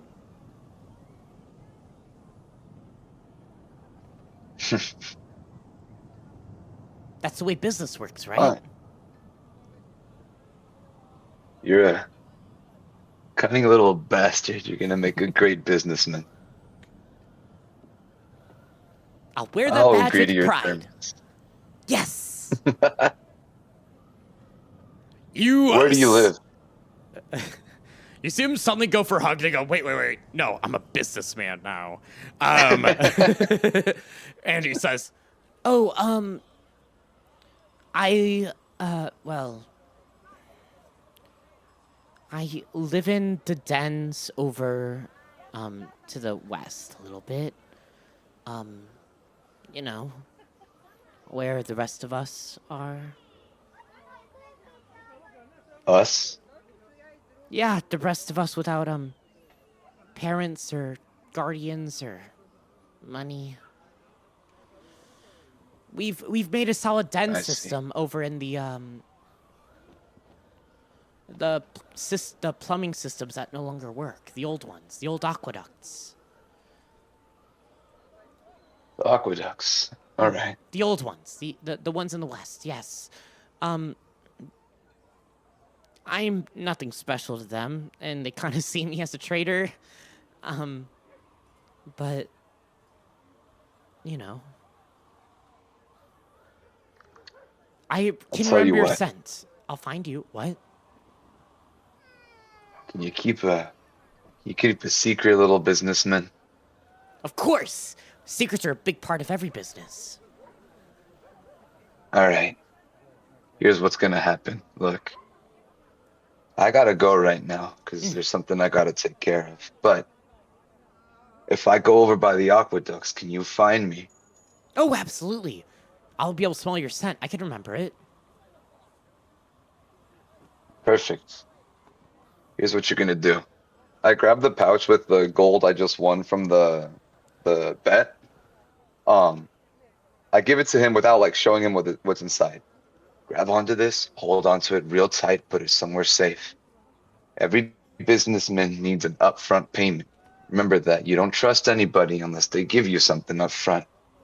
You hold on to this, and you take care of what you need to do. Take care of yourself. In the next few days, I'll come find you for those jellies. Understood? he sort of is holding on to this bag of money you just gave him. And he goes, Yeah, of course. Yeah, you gotta have a down payment. Listen, you can't have a business without having a down payment. Yeah, I got that. And when you come back, yeah, I'll have those jellies made for you. All right. Thank you, Farasa. You're gonna make a great businessman. Take care of course. yourself and stay off of these streets as much as you can. All right? I'll try. Yeah, of course. Thank you.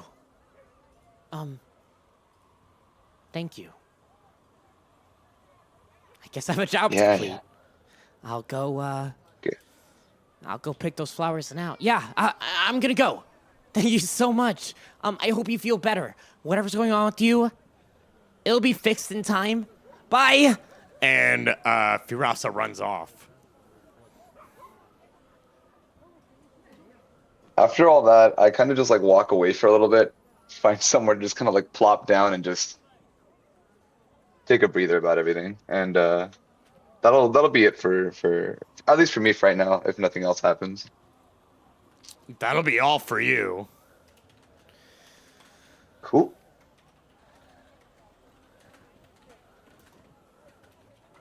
And then we'll take a quick 3-minute break. I'm gonna go take a piss. Y'all can yap among yourselves. I will be back in 3 minutes as we do an ad break. Nothing serious will happen other than these people probably screaming about Firasa now. And probably at Malik. But anyway, be right back in 3 minutes. I just want y'all to know that I quite literally wrote in the notes, Koak has gained a son. We pretty much you- did. If you do not bring that baby home to his sweet aunties, I swear to God. Bro, Auntie Amrin and Auntie Anshara are ready to spoil him. Okay, bring him home. I just gave that boy a bag full of 29 pieces of Yeah, gold. and we're gonna give him enough hugs and kisses for the next millennia. Bring him home. It's immortalized in the notes, which means it happened. Koak has officially gained a son. That is your child now. Yes. Birthed him yourself. It's crazy what happens in a few Damn, I minutes. can't believe Mpreg is in this game. Oh my God. It's Ash's game. I'm sure there is Mpreg available somewhere. True. Took drugs and had a child immediately, dude. Insane. True. I'm so would like sorry, to, honey. I'm sorry. I'm Dude, sorry. it's okay. I would like to let everyone know me and Elixir were talking in DMs and we are all good, brothers. This is in-game stuff only. I love my boy Elixir, even though he's kind of dumb. Oh my god. No. Koak was ready to Fuck punch off. the guy. Dude. I had to leave. That's why I was like, Koak I was Uh-huh. like ready. I'm like, okay, I have to leave. I have to walk out. I'm Bro, so sorry, you guys. are so No, it's lucky that fine, Amron it's did not fine. hear you. If Amron had heard you say Amron from the whorehouse, you would have gotten stabbed, bro. I'm yeah, sorry. he was definitely gonna say that. He was gonna say it. He was gonna say it. Yeah. Ah, yeah. Okay. Yeah, but what is it? Yeah, King and Immortal know how I play my characters. They're complete assholes, man. Oh my And they God. get under your skin. We They- need an they Ash do. character every Well, once she's about to get under his skin with a blade. blade. Yeah, I mean, valid. there are reasons. There are reasons. You just Yeah, gotta, no, that's so fair. Yeah. That's just gonna make Um, his redemption arc, that much better. I like how you think that there's gonna be a redemption arc. Well, it's either that or the party's gonna Back kill yourself him. in, honey, now. So, It's either redemption or murder. So there is, Oh, yeah, right now figure it Koak out. does not fuck with that guy no, whatsoever. neither does Amron. Amron and Koak handshaking for real. We don't fuck with that man. I feel That like That man made me so go do far, double the drugs in the just dude. deal. In this campaign, I don't know how the fuck it's happened, but I feel like Amron and Koak have been on the same fucking wavelength for this whole every single section, dude. Oh my god, it's because they're from the streets. 6 fucking nat ones, by the way. That Dude, was that was insane, dude. insane. I was legitimately like fucking like absolutely speechless watching all of this go down. Oh my god, I thought you were kidding, dude. I had to open up the fucking Beyond so that I could watch it happen because I didn't believe you. I thought you were just doing it for the meme. No. That My is so also crazy. one thing Immortal and King know is that my luck with digital dice is like, well, you're seeing it live. Dude. No, I don't trust digital dice, dude. I don't know. No. Something about maybe I'm just old, dude, but I'm like rolling the actual dice. It's just like sometimes like this dice gives me a bad vibe. I'm gonna grab another one. But with like the digital Really? dice, there's something about it where you're like, That's You it. can refresh One and that's dice. about it. Yeah. Exactly. Dude. I'm also mad at you because you prevented Amron from getting dick down. How could you? That was kind of you did kind of cock block her a little bit. Truly You the did. worst Wait, crime of all. Ash, wait, are you back on live or is it still? We're ad time? live. Yes, the ads are We've been live just the whole finished. time. No, well, yes. So I did unmute everything. Okay. Yeah. But I was gone. It was technically an ad, so people during the VOD can see. But outside the VOD, you ain't seeing shit. Unless you're Unless you sub. subscribe. Yeah. Yeah. Unless you True. subscribe. Right. Yeah, And that's the subscribe tea. to your favorites. Sub to your friends. Hell yeah. Oh, where Yeah. did Chris go? What do you mean, where did Oh, Chris go? No. They're restarting their Discord. Never mind, we're good. Bitch. I know, right? Well, as we all got to see, a fight happened. I have finally got to bring another NPC I've been waiting to bring in, which is Firasa. I have My been son. My nephew. sitting My on nephew. that character for a while now, might I add. I was like, this is going to be so good when I bring this up. Me silently waiting to bring it up. Love you. And it was. It was good. I was this gonna be great. Of course, Koak meets the young fucking poor orphan warrior boy. Damn it all. Bring Especially him with home to the his aunties, dude. literally, especially with the implications of his story. I know. I've had this character built for a little while. I read your backstory, and be like, yeah, I know exactly where I'm taking this. What an welcome. introduction. So, okay, you're back. Amrid, you walk out of the night. You don't really know where Zoshi is, but it's fine. It is what it is. You're pretty sure you know what Zoshi's or Koak's doing, rather. Oh yeah, he's off doing drugs. Yeah. Yeah. She knows. Definitely, there's no son involved or anything else. No child. No that child she would yet. know of.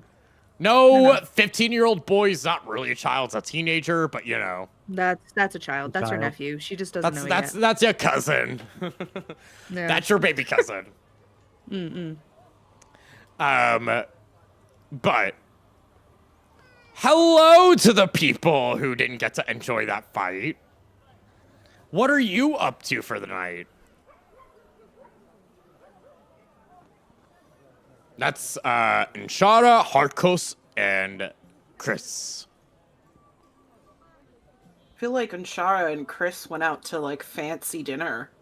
You did. Did you have a reason for the fancy dinner other than We're I've rich. got the money? Okay. Hardkos, what are you doing? He's probably just taking a walk Okay, after take a the whole walk. deal with the Aquila and Sabir and the whole fight thing. I guess the reason why he wouldn't have been at the fight is because he would have just like left and gone on. I a little personally walk. feel that way too. I felt like Hardkos, like, I'm literally not dealing with this. Yeah, it's one of those like, someone's probably gonna pick him up off the floor, so it'll be fine. And yeah, he just go on a little walk, enjoy the night air. Kind of doesn't tell literally anyone where he is going because he doesn't even know. So he's just gonna wander around. That's real. Okay. Before we get to you, we'll get to you first. Can you do 100 from you? Do you want 100? Yes. Yep. Okay. That is 8. Can I get a perception check from you? Yes. 12. You feel an encroaching darkness at your back. You're not sure what it is. What would you like to do?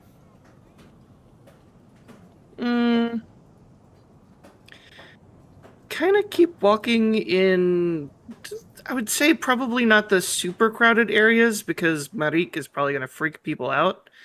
Yes. But also like it's populated enough to where there would be some people around. So it's not like super crowded, but there's 20 or so relatively close by people ish. And just kind of not looking over his shoulder yet, but he's feeling the urge to. He's just gonna keep walking, slow, steady pace, not wanting to kind of cause any problems because he's also kind of big, so he doesn't know what's going on behind him, but he does not want to incite anything by reacting to that creepy feeling. As you continue walking forward, you hear a voice. Honestly, how far are you going to walk? It is a voice that you do not know. It is a voice that you cannot place sound-wise. It is a voice that is directly in your head.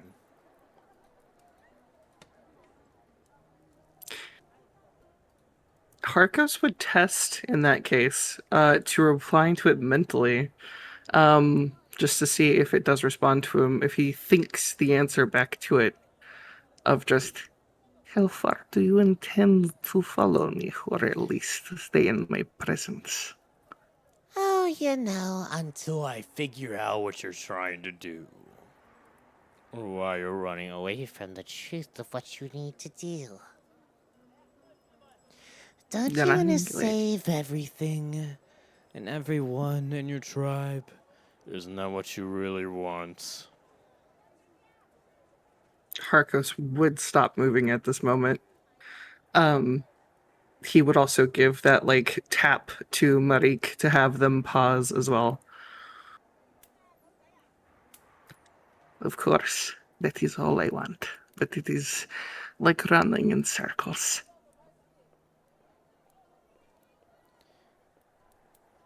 If you would like to destroy and stop the pain and suffering of your group, Of your tribe, then you're gonna have to do a lot more work.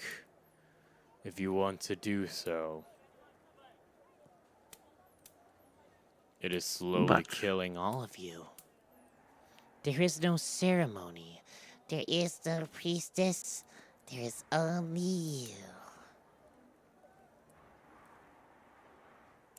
What would you have me do?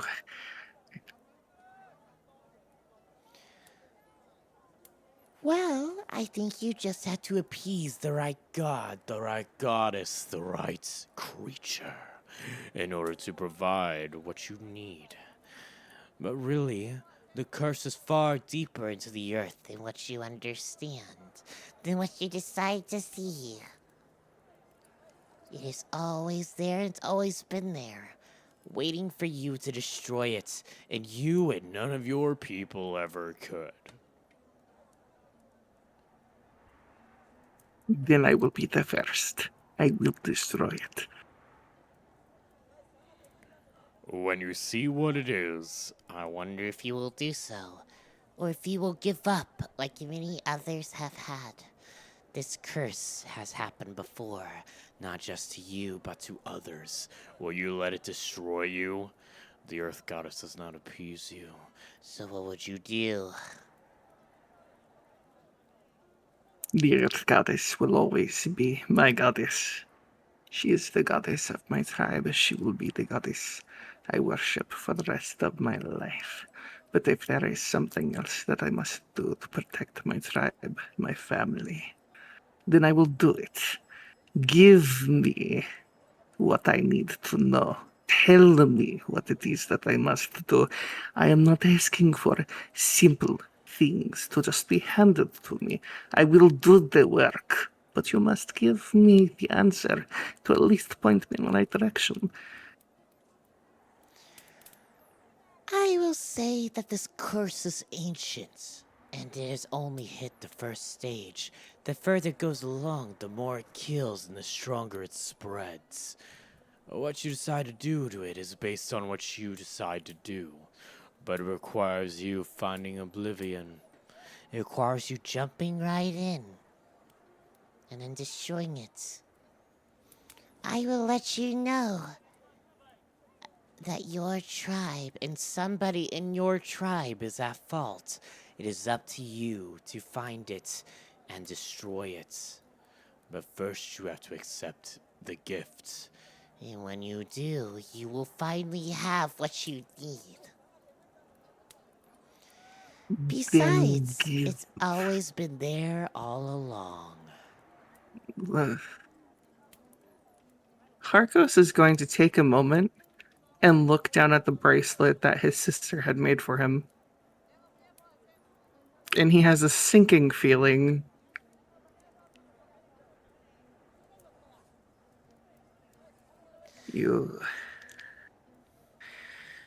You're telling me these things. I am willing to jump into oblivion if it saves my tribe. I think you have to lead into that point first. I can't just give it alone. I'm only a simple bat. I cannot give exactly what you want me to give. But I can at least try to lead you in the right direction when I can sense it. And your stench is strong. I can hear it from miles away.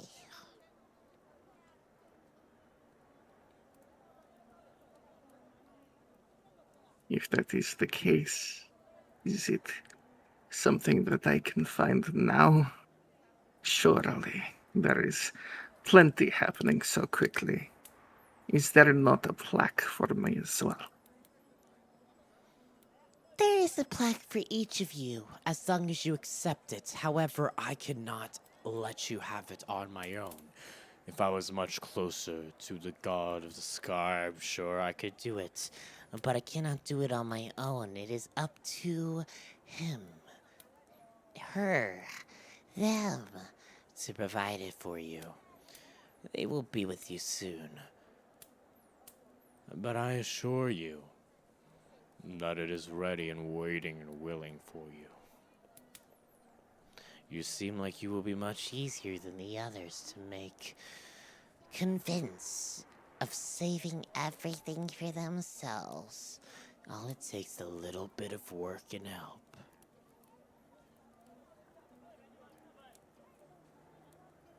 I do not do this just for myself, but for my tribe, as you had said. So perhaps, yes, I might be guided more easily, but that makes me no less strong in my convictions. I will do this. Whenever it is that I might have my chance, I will take it. Do not have any doubt. Then, let me give you just a little bit of tidbit of what I know.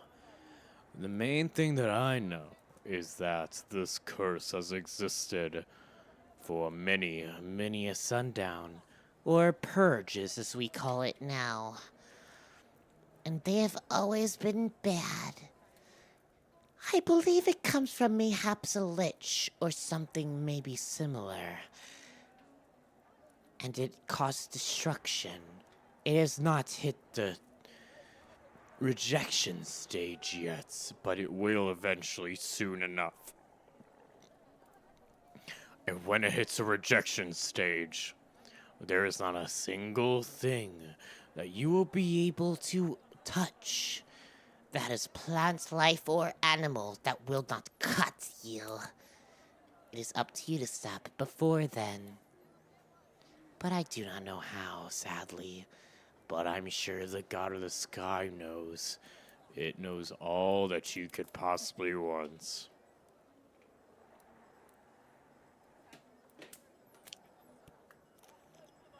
So be it. Thank you for what you have told me, regardless of what cost it may have. I will pay them. Well then, I suppose. You will see him soon enough, and she will help you on your journey. And then you'll be able to do just what you need as they give you the blessing of the child of the sky that will provide you with everything you need as you move onward. But there are others. You will need your necklace. To survive the ruination, to survive the curse.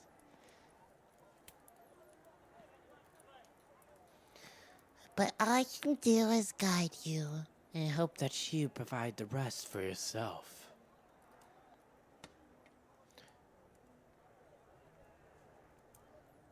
I can do at least that. Then I'm excited to see it. All I can do as the bat is hopefully lead you on the right direction. And hopefully I was able to provide it. This curse you're seeking for, I believe you have a friend in your midst who's studying things. Maybe she would know just what you have to do. But maybe not. It depends. I mean, there is, in fact, a place here you could go to.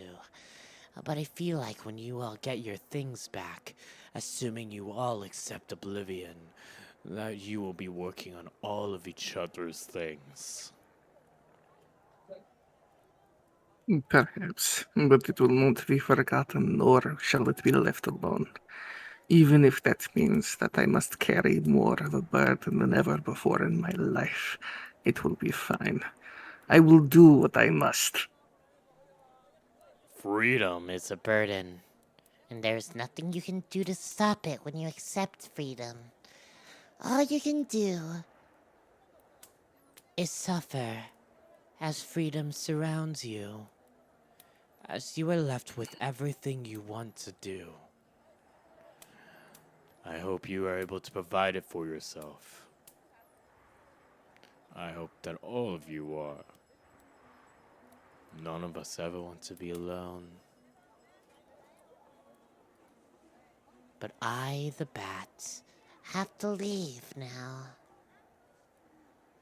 I hope you have fun. And I hope you find exactly what you're looking for.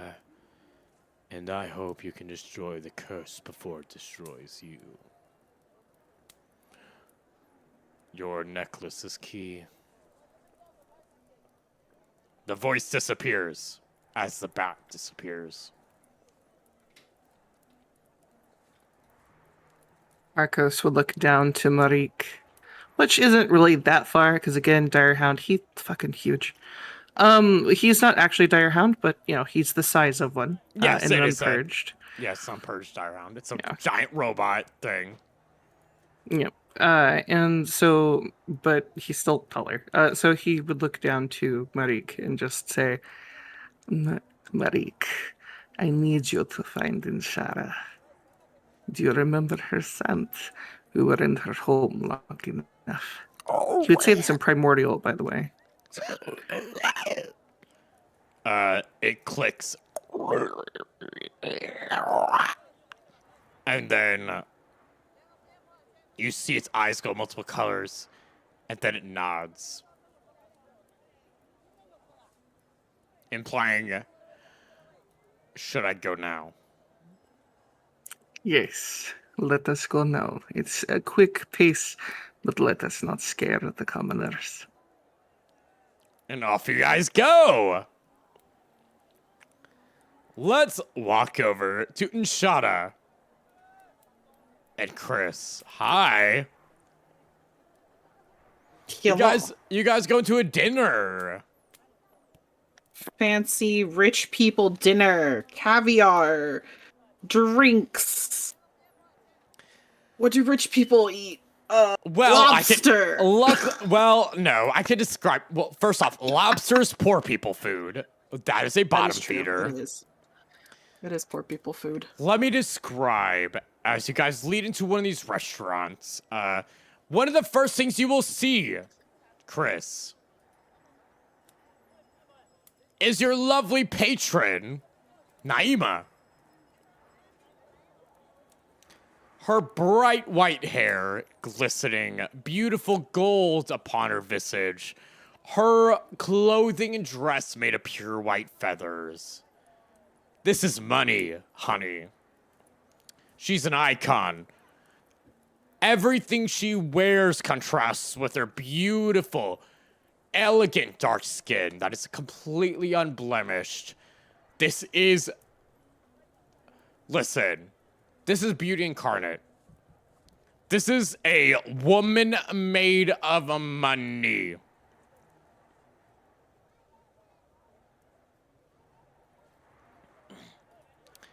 And she says, Well, I didn't expect you to see you in these parts today. Hello, Chris.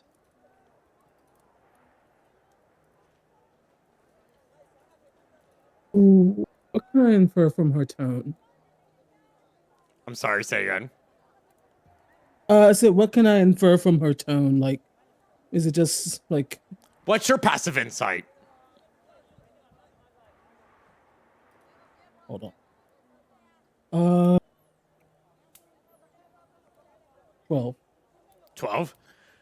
You would be able to tell. She's this is friendly. This is friendly banter. This is fully meant to be Sort of like a, oh, fancy seeing you here sort of deal.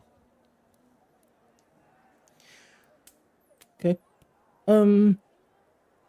Is it just me and Inshar, or is it the three of us?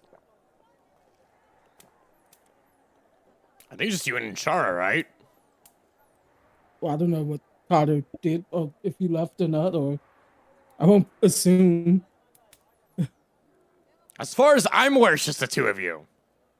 That's what I've Okay, written down in cool. my notes. Okay. Unless We can say we ditched him. ditch two. I mean, Fine by I me. wouldn't Kader. Carter. Yeah, He had Cotter. to go- Listen, I mean this so nicely. Cotter will be there, but not for you. Cotter sort of like, Okay, as you guys are walking, Cotter says, I will meet you there, I'm sure. But I have a few more things to do first. is what you remember. You Oh, have fun okay. though, of course. Mm. Maybe you'll find somebody good there. Who knows?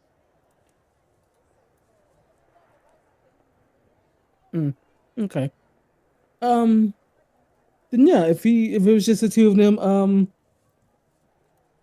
he would say something along the lines of, "Ah, yes, hello, darling. I was out with my new lovely friend here in Shah. And Shah, this is, you just said her name and I completely forgot it. Naima. Naima. Ah, and Shah, this is Naima. Naima and Shah. I don't know if you Pleasure. two know each other. I mean, will they know Why? each other? Seeing as they're like, I'm sorry, go on. It's quite nice to meet you. My name is Naima, as he said. I am a business owner of sorts, and I am quite well regarded in the more realty part of the country. As you can understand, I own quite a few places elsewhere in the north and south. And you, Nshara, built that beautifully. I can only assume you have an excellent estate yourself. Well, can I roll insight on this lady? I don't like her vibes. Sure, roll an insight check. 17. 17. She seems genuine, but this is a dirty capitalist. I The see. communist Dirty in me. capitalist. Okay. The communist in me is like, this is a dirty capitalist. She doesn't seem to be doing a. I would say this day and age, this is a woman who is fully profiting from this explosion of culture and arts that are coming from this area. Huh. And she is aware of that. I would say she's incredibly smart. Okay. Yes, it is a pleasure to meet you, Naima. I am Anshara Maib. It is wonderful that your businesses are thriving so well. Your question about my estate intrigues me. Is this a thing that realtors do? Oh, honey, I only mean it in the way of, well, with somebody as well dressed as you. I assume you have quite a few estates on your hands. I was only curious about, well, how well they're placed and what they look like. I'm quite interested. You know, this realty business is quite new, especially with the money you can make from it. I love to hear how other people have been doing it themselves. Well, my family's main estate has been in the family since the last, well, Probably not since the last purge, but close enough. The Almaibs have been in my region for quite a long time. Oh, all the money. Oh, I love to hear such stories and tales. I would love to hear more. Chris, why did you not tell me you had such lovely friends? Oh, well, we simply had the pleasure of meeting not too long ago, and we instantly hit it off. So, she was happening to show me around town, as it were, and we bumped into you, and I'm so glad you two were able to meet. Oh, of course, and I saw recently. I don't know if you saw him, but Akhdar here too. I've heard quite a bit about him myself. Well, I'm sure he will join us eventually. But come, let me get you guys a seat with me. I would love to hear more about your, family history, of course. You see, Chris and I are what you would call perhaps newer money. We have connections, but the money we have now is a little stronger than it was before.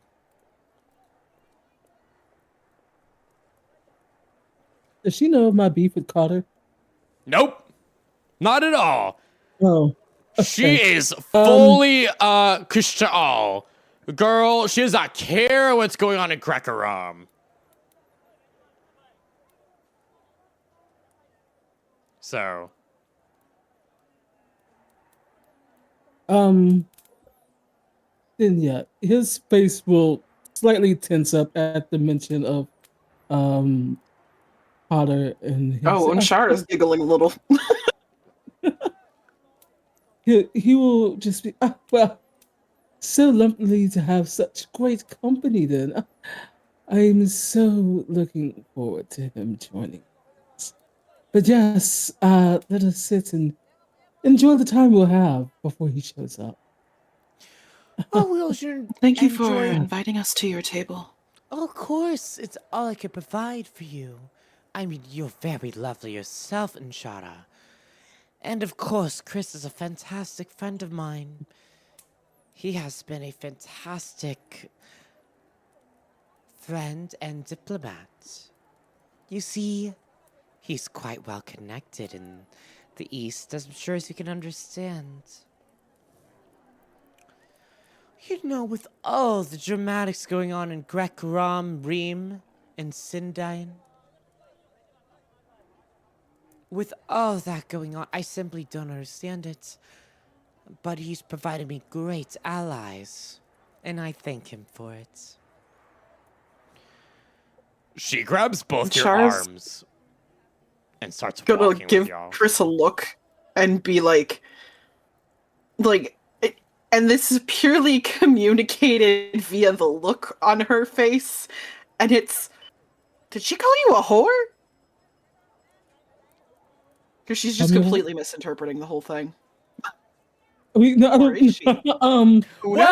I mean, that is a good Well, question. I don't think. I mean, maybe a bit of Who both. knows? well. So wait, she's grabbing in Charlotte's arms or my arms? And your arm, and Or leading both to of your us. table. Okay, both of us. Oh, okay. Chris would look at Inshara and he would simply say, "Well, I do what I can. I am quite well, not in this moment. I'm quite well spoken. I have connections here and there. I do all right, I think. I feel name holds me in such high regard. I simply just do my best what I can for my friends." As any good friend should. And we know you're quite talented. Wait, no, she called me or with that one or. I think To be honest, she's not even sure. the three doesn't of know you what's have going very on. different views of what's going on right now, and I love that. All trying to sort it out. My God. Jesus. Listen. Yeah, he would obviously follow her to her table. Yeah, we follow her over. He follows the table. It is a square table with enough for about maybe 6 people. And what you see is a wide array of cheeses and meats. These meats are cooked. It is all sorts of. You have a lamb shawarma. You have a decadent array of greens. And you have gobe naye. This is a raw meat. And it's definitely not me imprinting my Lebanese, Mediterranean, and Middle Eastern vibe to this. It's a Middle Eastern raw meat that you would eat with naan. Oh, I've had that. You've had gobe naye? Yeah. Oh, I love gobe naye. Anyway, before I get too excited about it, it is beautifully... We'll come back to that later. Oh boy, it's beautifully imprinted with olive oil, the fancy shit. Let me jot this down. It's the fancy olive oil. You fucking look at that, you could smell the olives. That is how olive oily it is. Mint and beautiful onions perfectly laid atop of it. It is a beautiful set piece. As with much of the food for fancy people, so if you are a lower class person, you're gonna be eating a pastry. You're gonna be eating a pie. You're gonna be eating some sort of meat, typically wrapped with something, if not a kebab, right? This is much more than that. You got full-on raw meat that is fancily made. It's a pain in the ass to make. You have well-cooked meat off a spinner, off a shawarma spinner that is fully leading down to you. You have a beautiful array of greens. And upon seeing, of course, our Grek and Rom friend, you hear Naima say, Please, if you could provide some honey and figs for our other friend here, I'm sure he'd appreciate it. Thank you. and soon, figs and honey are also provided for our lovely friend from Grek and Rom, where that is a very iconic flavor for you guys. This is fancy shit. As you sit down to eat, pulling pieces of naan bread, taking small little kebab sticks and picking what you want. Grapes, olives, meats, greens. Naima says, So, I hope you've all been doing well. There's been quite a few tragedies even before this Sumer festival.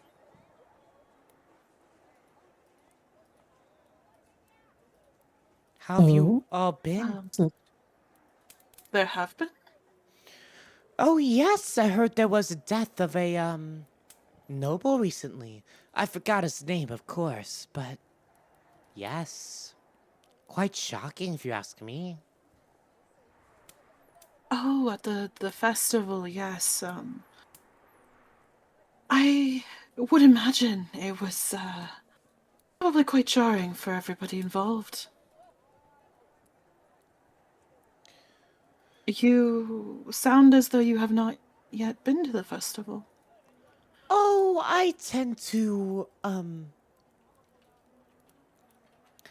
festival's far too loud. I love the arts with it, but I can see it anytime I want.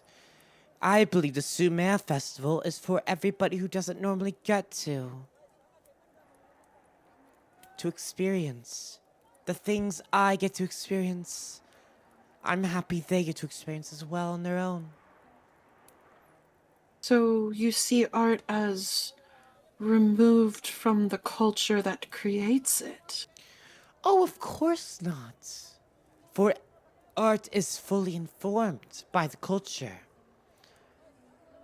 But I believe everybody should experience that at least once, and I don't want to get in the way of that. As somebody who can experience it themselves whenever they want. But if you're not experiencing the culture and the life around the art, then you're not experiencing the art, you're experiencing yourself. Oh, you have an interesting idea. You and the rest Almaibs certainly have your views, of course. Interesting. Maybe I need to think much more of that. And what that might mean to me. But still, the Sumea Festival's far too much for me. I'll experience the art elsewhere. How about you? Of course, we have our good friend here for the festival, Chris.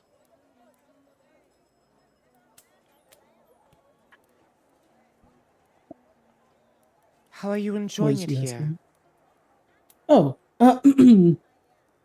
it's he'll give like somewhat of a unsure how to he'll give an unsure what to say sort of laugh, and he'll just say, "It has been interesting to say the least. As far as the death of the noble goes, I think some would say he was far past his time, but you did not hear that from me. As far as the rest of the festival, I really haven't had much of a chance to explore it. I've been dealing with some unwanted guests, but perhaps I'll be able to take more advantage of it. Seems interesting enough as it is." Chris did buy a lovely what was that instrument called? An oud? Indeed, indeed. A beautiful artistry. Perhaps he will play it for you soon, sometime. You are since you are staying, or did I hear that wrong? Oh! Well, hopefully, assuredly, he will provide that for me. But I will not force him to provide entertainment he doesn't wish to seek. I have plenty of workers under me who will do so as well. But I'm sure his music is much better than any of that. You know, I have no qualms playing an instrument for you. I could right now if that would be so what you desire. Oh, no. Anything Let's for a not friend. provide any sort of disturbance. But you, Almaib, I'm interested. Your family. The money that you've had. Do you mind me asking what your family has done?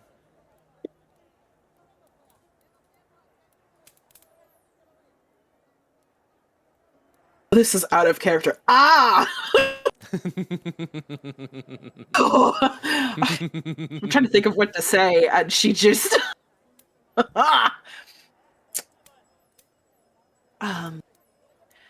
Well, my family is quite connected with the rest of Pushtal. The easiest way, I suppose, to describe what we do or the family business is we are traders and merchants of rare artifacts and magical items. How fascinating. Do you have any?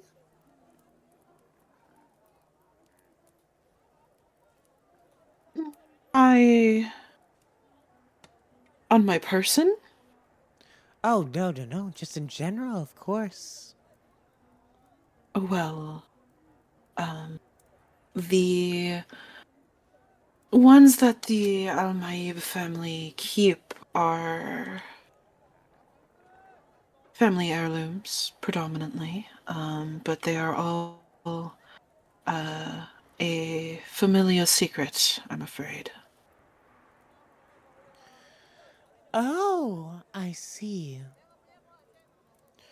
So you don't keep anything specific like maybe... I don't know. I believe I've heard of your stories of your family before, right? Perhaps I've heard a little bit about, let's see, I've heard of a silver amulet before. Well, I would not be able to speak on such matters without the permission of the head of the family. Of course. There's also I will at one point you had a strange necklace. I don't know how to describe it, but I've heard all about it. There There's a are s- many rumors. Sorry, Ash. Go ahead. No, you're good. You're good. You're good.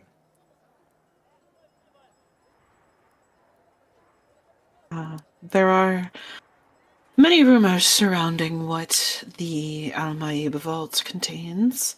But as I said, I am not at privilege to disclose that information without the express permission of the head of the family. Oh, really? I also heard it once. I apologize for being so curious here. I heard once that you had a blue pearl. I'm interested in hearing about that.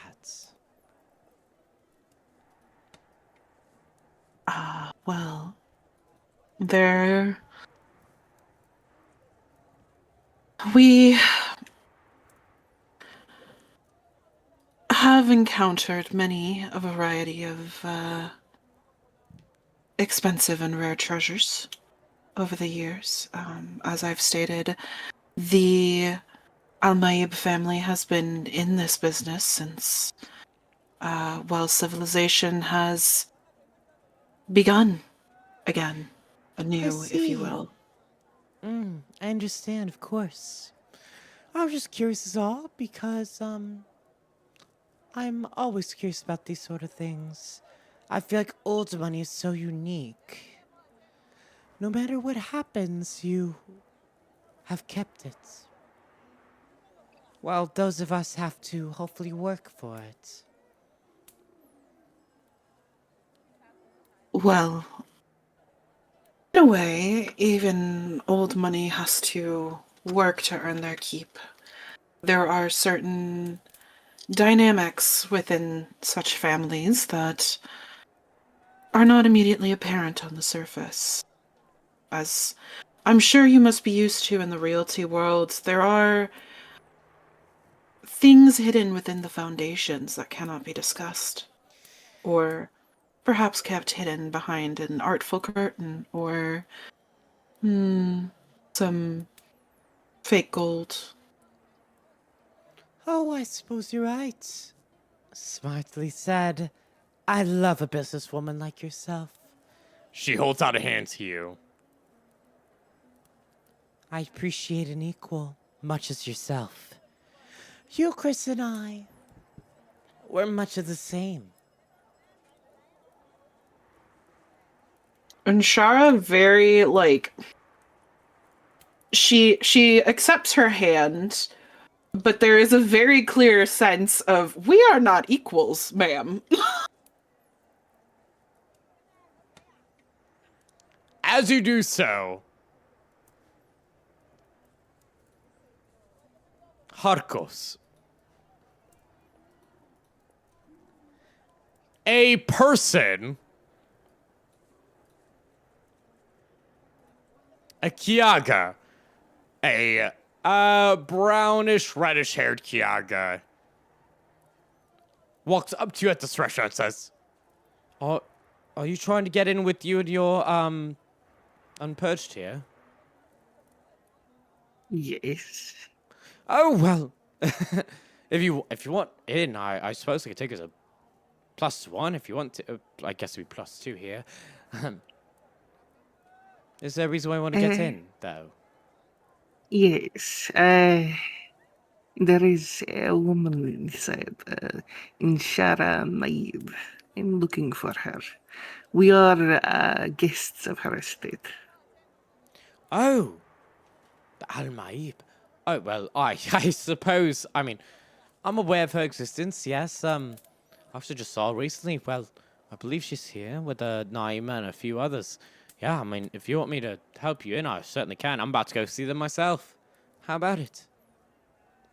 My name's Akhdar, by the way. Carter. Pleasure to meet you. I am Harkos. Hardcoast, nice to meet you. Well, your purge seems quite, You wouldn't happen to be from Katanos, are you? I mean, how else would you be able to... Unless you have knowledge beyond that. Or Tataka or something. Not exactly. Huh. This is not the best place, perhaps, to have such conversations, though. do you Of course, think? I'm just curious. I'll stop my questions. Well, we have some friends to meet. Come on, follow me. I'll gladly provide you an entrance. Thank There's a sly smirk on his face as he walks over. You guys watch us into this building. Walks in Akhdar and Harkos. Akhdar gives a cute little wave to you. Well, that's a pair I wouldn't have expected. And then Shara's gonna, like, nudge Chris. And at this table, is my back towards the door, or would it be facing towards the door? It'd be like to the side. Oh, then yeah, he would probably It's like not imagine. he would look over and his face would indeed it would be a mixed expression of like, oh, Harkos, oh, Cotter. So it's very much like he's unsure of like Which emotion? he takes right. It's very much a okay, and yeah, he'll just take a moment and as you know, as we like to say, he would fix his face to again be cordial and take one of those count to 10 moments as he watches them walk over. He does not return the wave. Well, And Shara hello. returns the wave. Hello, my friends. I apologize to leave early. I had a few things I had to do. But it's okay. I'm Akhdar. back now. Yes, hello, And I Inshara. See, you found one of our friends, Harkos. What yes. brings you here? Harkos, yes. What does bring you here? They said you're a friend, right? Yes, Harkos and Marik are staying in my, my townhome at the moment. Oh, excellent. Well, they seem like very kind people. They were out here waiting for you, and I simply can't leave a couple of guests just out in the cold. Ignore the fact that Thank you, summertime. Kader. You're always so wonderful with guests. Thank you. Oh, why, thank Truly, you. I had no idea they were out there. Oh, yes, of course. And hello, Chris. And Naima, of course. Naima gladly gives a cute little wave. How about you, Chris? Yeah, Chris. He would politely nod. Carter, always a pleasure to see you again. So many times in the same day. I can barely contain my excitement. You don't have to lie to me, but I thank you for the It has to go plural. enough if I'm lying or not. I wish you Should we better have to roll roll fucking something? deception then. He's got insanely high insight. Good fucking luck. This is a charisma, bitch. Please. 17. Okay, hold, I will roll That's against pretty that. high. Give me a sec. That is pretty high. I'll roll against that real quick. One sec. Oof, 20. Oop. They have a +5 to it. I have a plus fucking. It's fine. Whatever. I'm not gonna crash out. I also, listen, I rolled 4 above you with just a regular numbers. He What did he- smiles and says, But I think we are on much better terms now, aren't we? Well, let's all sit here and enjoy the food and enjoy the company of each other. Harkos. I believe I talked to Inshara. Go ahead, sit next to her. I will of course sit next to Naima here. I'm glad to see all of you here. And he's gonna start talking as Harkos. You are sitting next to Inshara right now, not Naima. Yeah. Harkos is absolutely, like, very clearly, to a degree, trying to get Inshara's attention, but he's also trying not to be, like, too disruptive, which unfortunately for him, he's just by default disruptive because he doesn't match the setting. And he's doing his best.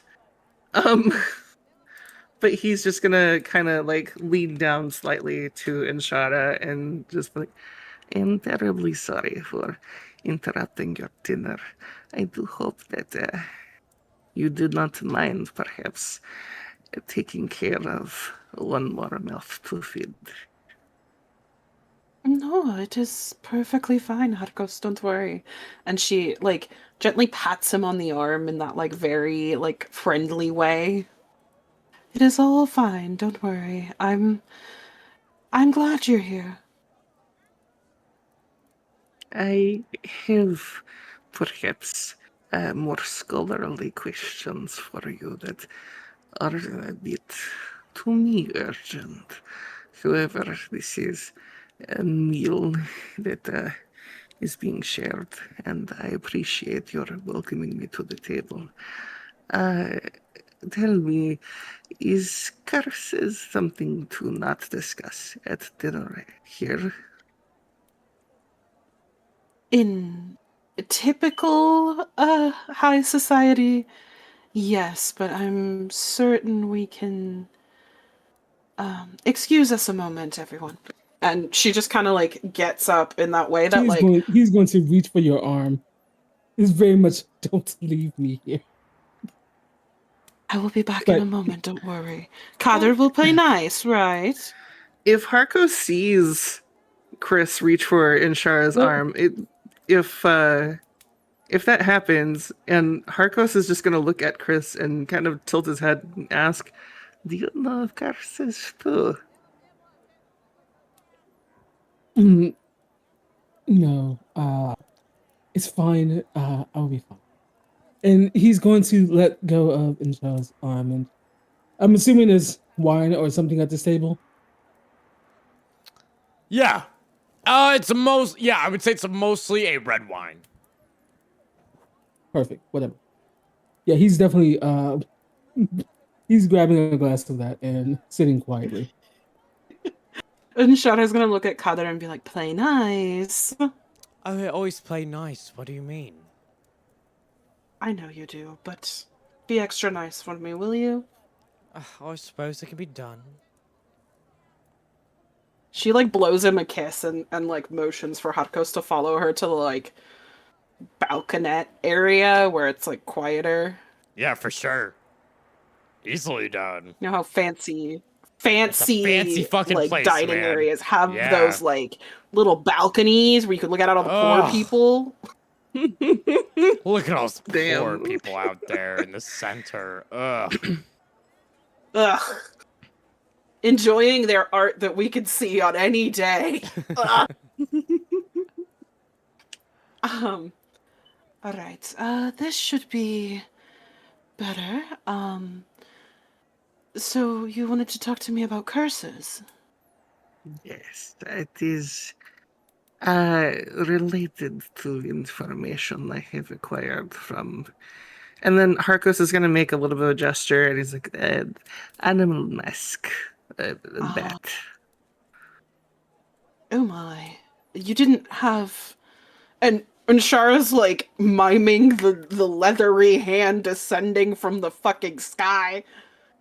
Harkos is going to hold out his hands, palms down, so she can see the back of both of his hands. Which, by the way, when she touched his scales earlier, when she touched his arm, she would have noticed that they felt actually like really smooth. Because again, he cleans himself very thoroughly. Hell yeah. Hell yeah. So it would have been kind of like not rough, but it would have been smooth to the touch. And so he would have held his hands out for her to examine. His long black claws also on display, but you know, it is what it is. And he would just be like, no, it is not that yet, but perhaps soon, hopefully. I need to Hopefully. know. Yes, I must save my tribe. You had asked before what has happened, but I did not want to answer. I can tell, though, you are Understandable. good enough. Perhaps I shall learn more of you, if allowed, but for now, I must trust at least someone, and you have knowledge perhaps could help. Land I'm from, it's Latvian. And he's like trying to pronounce it very well, but he's not used to calling, like, it's just home for him. So anyway, he's like, eh.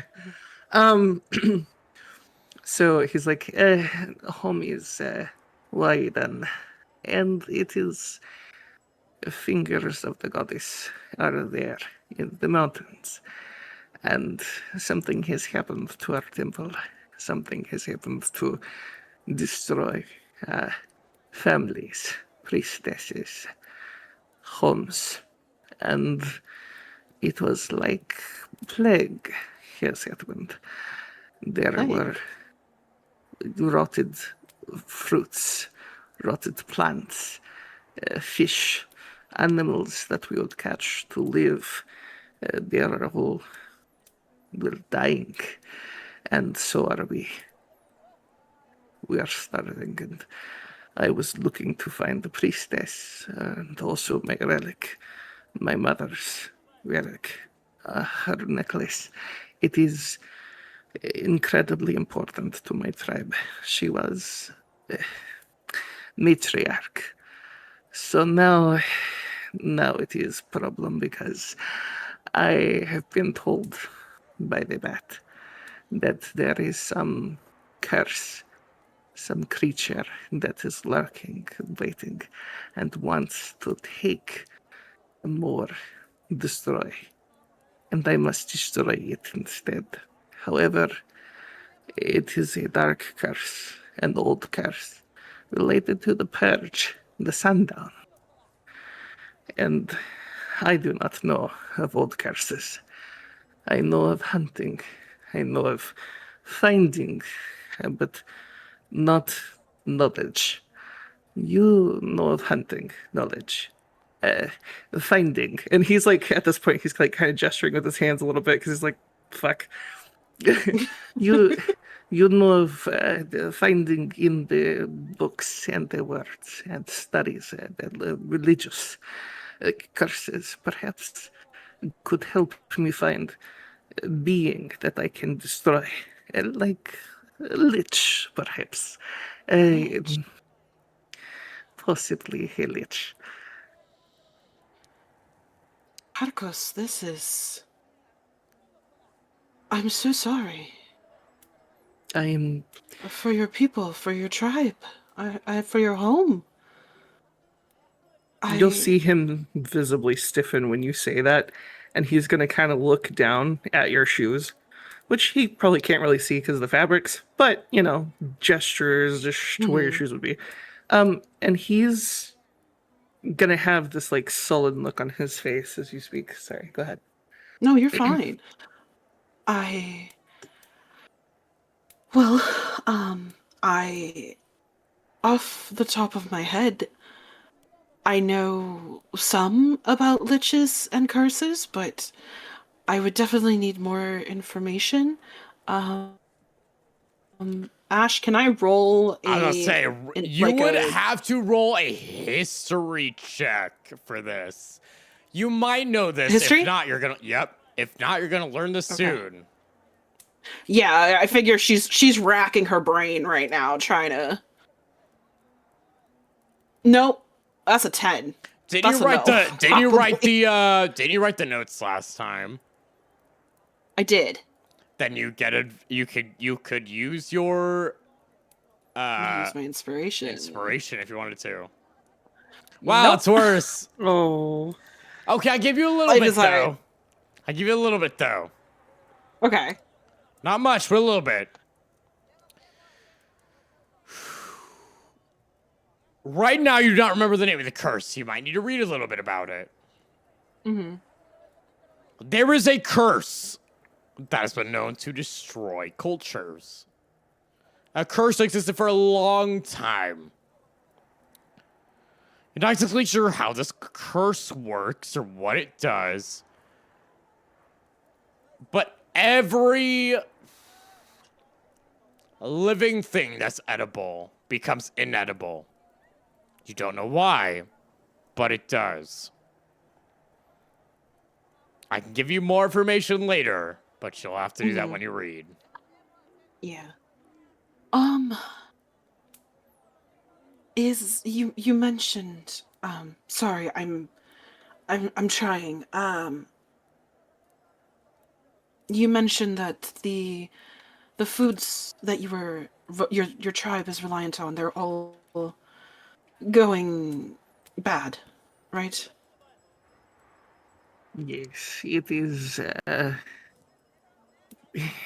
I have done what I could to provide for them before leaving, and many times it is the food of what normally would be in my home is not good. So, should food arrive elsewhere, it has been enough to provide mostly. And course. he looks a little bit kind of like, kind of don't want to talk about that, but yes. I ask. I know it's probably difficult to talk about. The only reason I ask is I have a vague recollection of reading something about a similar curse, an old curse.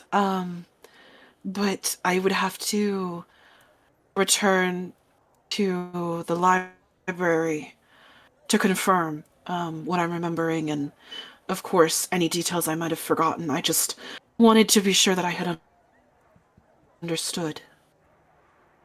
Yes, the math said that this god of the sky most likely understands what it is that I need, alien, and also that my mother's necklace is important. So it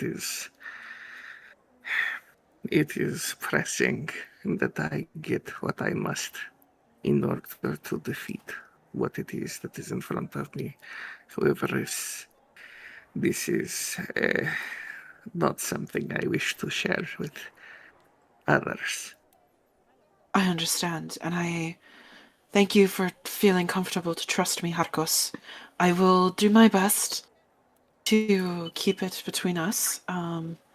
But if it is connected to the sky god, then perhaps it is something that all of us might be able to help with eventually. Perhaps you might not have to take on all of this alone.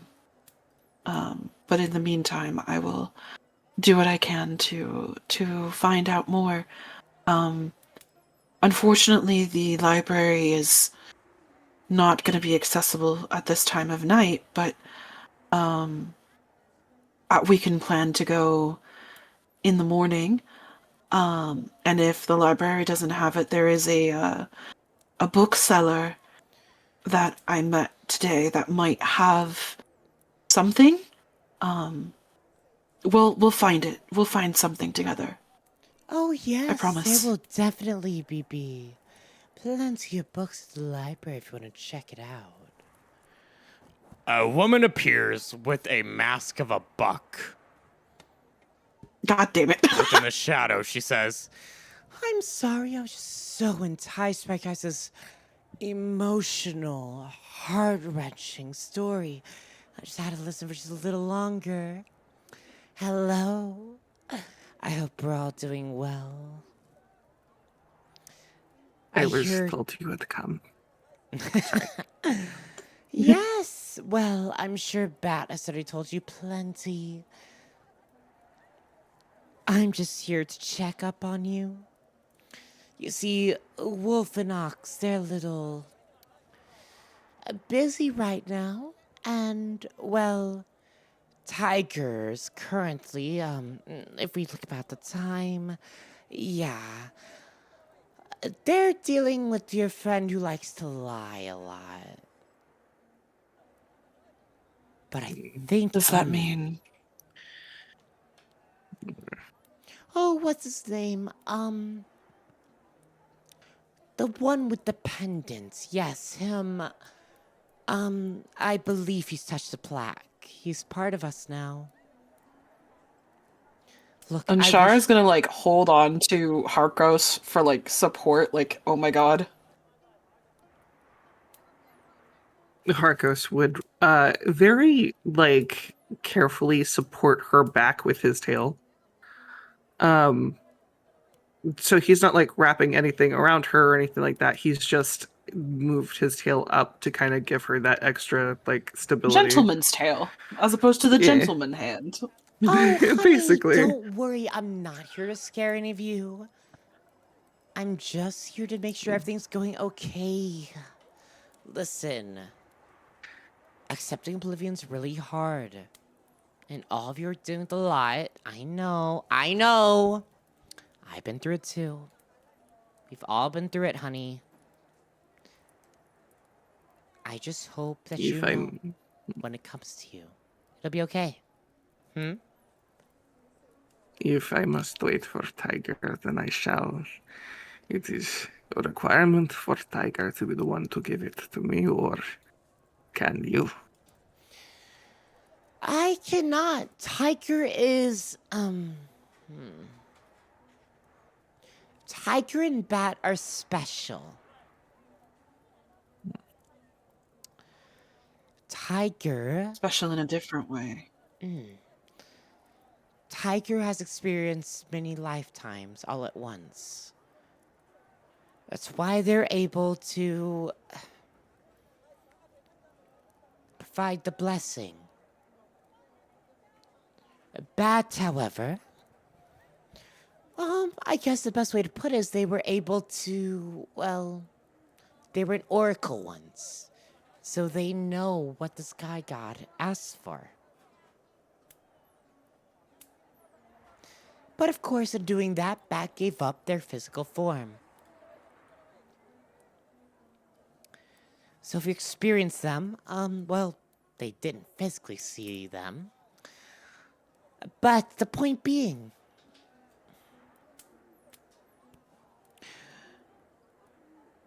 they have an intention and a means. And there's, of course, also, 3 others you haven't met. Really? 3, of course. You'll meet them soon enough, don't worry. Probably after all of you figure things out. You see, we don't want to overwhelm the Sky God, so we try to give one at a time. I'm sure you can understand. I feel like both you, of course, are doing quite a bit yourself, but I'm sure your good friend in there is also his own issues. Well, that'll be a problem for later, but trust me when I say it'll all work out for all of you. The world's a better place. Besides, I'm only here because a wolf is taking his time. Boring.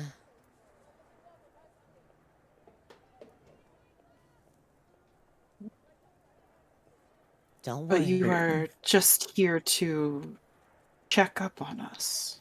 Yes, of course. I mean, currently the hand is already coming down on Malik. Which means one of you guys are next. Maybe tomorrow. Who's to say?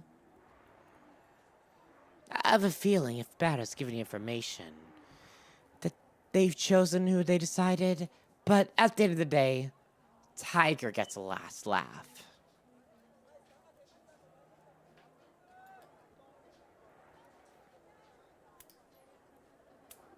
If Bat and Tiger are predominantly responsible for bestowing information and plaques, and Buck and Wolf are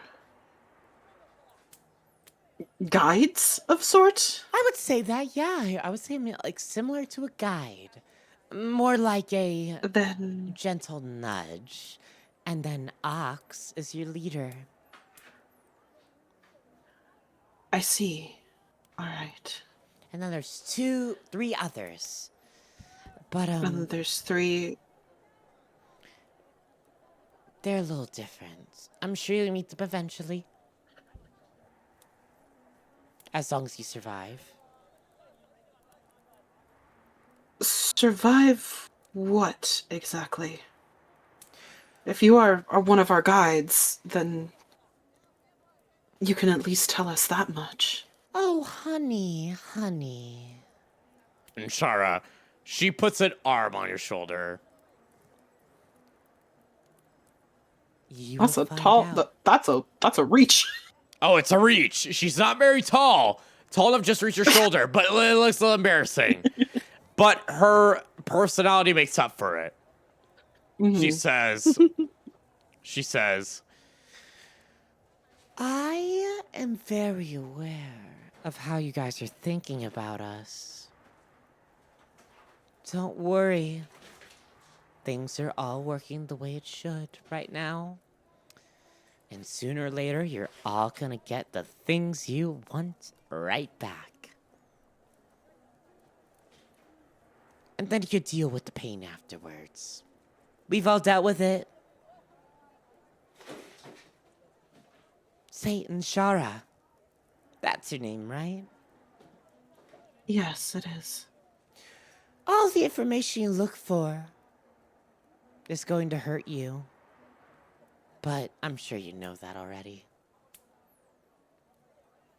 Sorry, Knowledge Bat, is for not taking without your... its thorns. You say that now. Sometimes ignorance is bliss. Or whatever that phrase is, something like that. Sorry, Bat, I gave away some of your information, but I already knew it. Keep it more secret next time. You guys have fun at your dinner. Harkos, the light will come for you soon. Will you fight against it? I'm curious to find out. I've heard about it before. The light's a terrible thing. But that's up to you to deal with.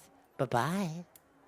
as she walks into a shadow and dissipates. Marcos is going to look at Inshara, just kind of turn his head a little bit, and because he's standing next to her at this point, and he's just like, there is something that I did not say earlier. Something that this stag does not lie. The back. There is likely the cause of the curse to be someone within my tribe. I see. My tribe is my family. From the matriarch, the entire tribe, all of them, no life within that tribe is unimportant to me. I may have to do something I do not want to do to fix this. For all I know, I could be the cause. And am unaware. Knowledge can hurt. But regardless, I need your help. So, if you are willing to deal with the pain that you may have from learning, then I am willing to accept your help. There is no pain that I am not willing to endure for knowledge. And if what the buck says is true, then there is no turning back. Only forward to oblivion. You always have a choice. Always. Even if the choice is only to resist while being dragged to your fate. You can choose to walk willingly or to fight back. That is up to you. I appreciate your words, Harkos, but as where knowledge is concerned, no matter how much it may pain me, that is exactly where I want to be. So I will help you. And I hope that when the time comes, you will let me help in any way that I can.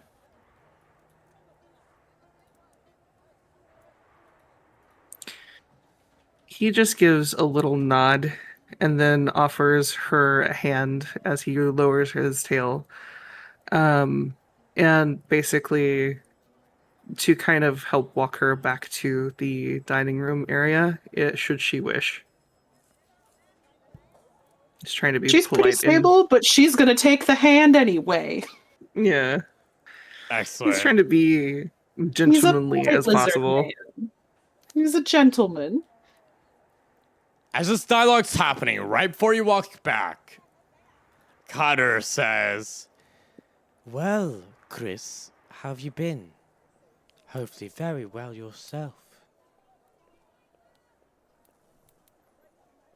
I've I been know the- pleasant. Fine. Oh, sorry, go on. excellent. Oh, no. If I might ask, why are you here in Akhdar? Is there a reason, just enjoyment, or something more? Are the boys here more enjoyable? Perhaps a trade deal? I'm curious. Is there any particular reason that you're curious as to my affairs? I don't think that you were before. It's quite interesting that you would Oh, be now. no, I never have been. But, I mean, if we're here to make conversation, we might as well talk about our reasons for being here. I mean, somebody from Greco Rom doesn't come here on a whim. We all come here for a reason. I'm just curious what yours is. Well, if I remember, he's from Grec as well, correct? yep, he's from Grek. Okay. Well then, why don't you do me the honor of letting me know why you are here first, and I'll be so kind as to divulge my reasons. Oh, yes, of course. You see, there's been quite a bit of unrest in Grec and Rom lately. Part of it, I suppose, would be an escape. And the other part...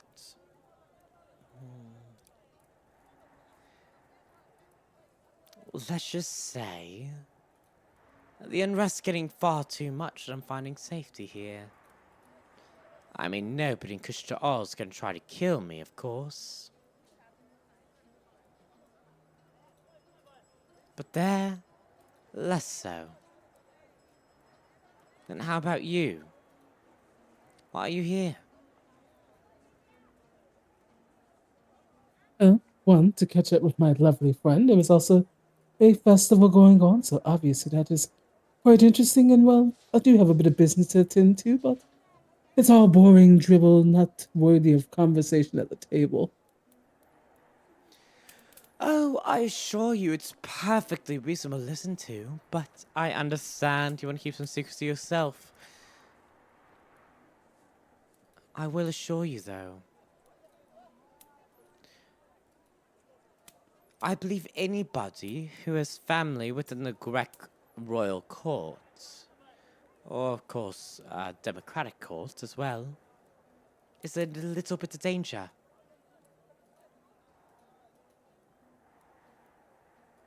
Including myself, of course, why I'm here. I'd rather not get assassinated.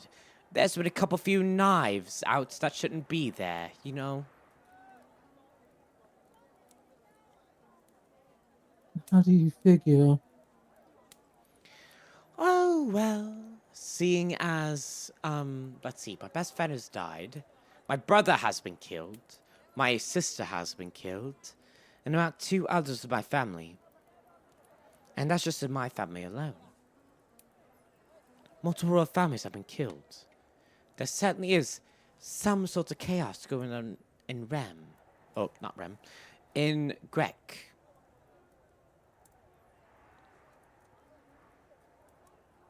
And no one is attempting to put stop to it. That seems rather odd, wouldn't you say?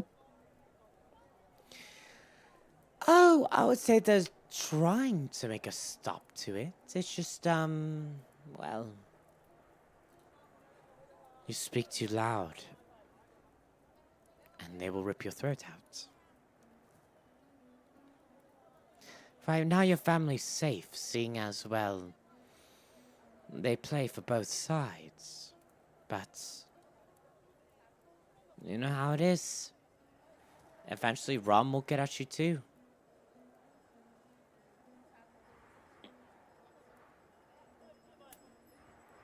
Hmm. So I'm glad you're here for safety. A pretty face like you shouldn't stay in somewhere so dangerous. Of course, likewise. So great to have you as well. Of course. You know,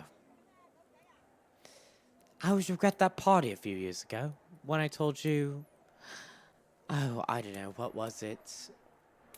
Being covered in olive oil does not make you beautiful. Mm. But I Yes. was childish then.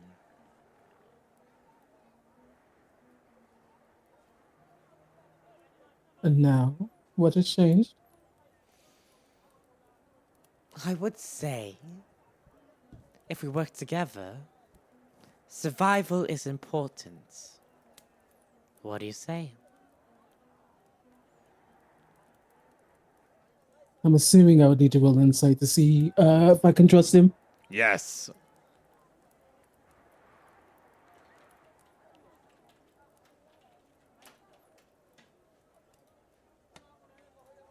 See what you get. Please. I gotta trust the dice gods. Oh, fuck off! The rolls they've been Oh, you know what? atrocious. Fine. A 5. No. Yeah, okay. Yeah, well, we are indeed from the same home, and we've both grown up from who we were back then. I'm sure I became more mature myself. It seems you have as well, and I will say that you being here is interesting, to say the least, but I suppose we can find ourselves in agreement. So, for the time being, I suppose we do have a common goal in mind. I agree. Why, I'm quite happy you feel the same way. I have been trying very hard to make sure that I could make some connections here, and I'm glad I have been able to. I believe your friends are here. Hello! As Nshara and Harkos come back. Hello, everyone. Sorry about that. Had some business to discuss. Were you two playing nice? Indeed. Well, yes. Chris is an excellent friend. This is Carter. Yeah. Harkos Sorry, would remain. Oh, sorry. Emphasis on friend there was a little humorous. And she's just gonna sip her wine like, I don't know what happened here, but I'm amused. Ah, okay. So she sat down. Just making sure. Yeah. Mhm. Okay. Then yeah, Harkos would also sit down, and he would be kind of looking around to see what on the plates that are available and like how people are getting the food, because this is new.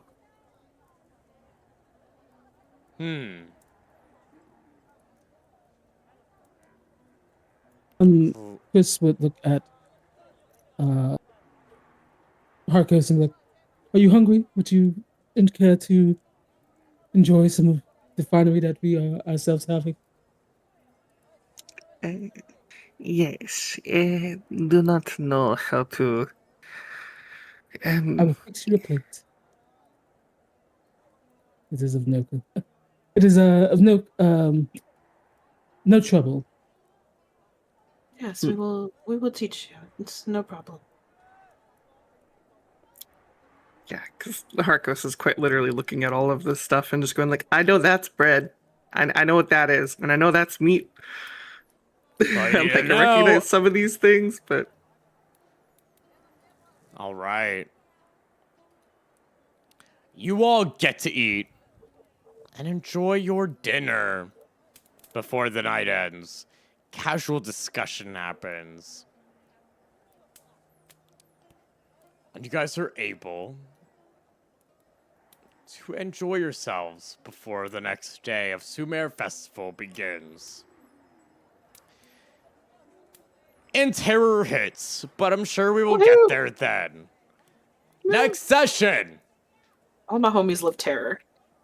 day 2 of Sumer Festival. And all of you guys are forced to fight something you don't want to fight. Did Amryn get her nom noms? She did get her I need nom to know. noms Did in. Amryn get her leftovers? She did get her got- leftovers? Who brought She them got to her her? leftovers. brought Well, her Yeah, I feel like Chris girl, would have. you eventually Yeah. went back to the bar and you got some food ordered. Who needs leftovers when you just get fresh food? Oh, For free! oh, Amryn got. You so right, actually. Hold on. She going back to the bar. We'll do that next session. Hang on.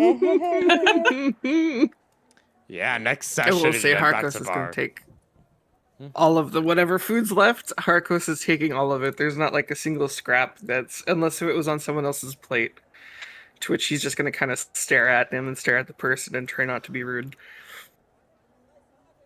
Fair enough. Wow. That'll be an issue for next time. Thank you guys so much for coming. Thank you for Next- having us. Yeah, having thanks us. for coming. Yeah, thank you. Hope you guys all see me tomorrow for Dream Drop Distance, Friday for something, I don't know what, and Saturday, where May over here will be joining me for a Demon Show. We're going to discuss with you guys about world building in D&D. You saw some of it today. I hinted and nodded at a few culture things. I will get way deeper into that, along with hearing May's own ideas of world building. I'm so excited. So am I. I will see all you lovely people then. You will know by Sunday or Monday if we decide to play again this week. Otherwise, as always, every 2 weeks. And I will see you all next Tuesday. Bye-bye. Bye, everybody. Bye. Bye. Stop Bye. streaming.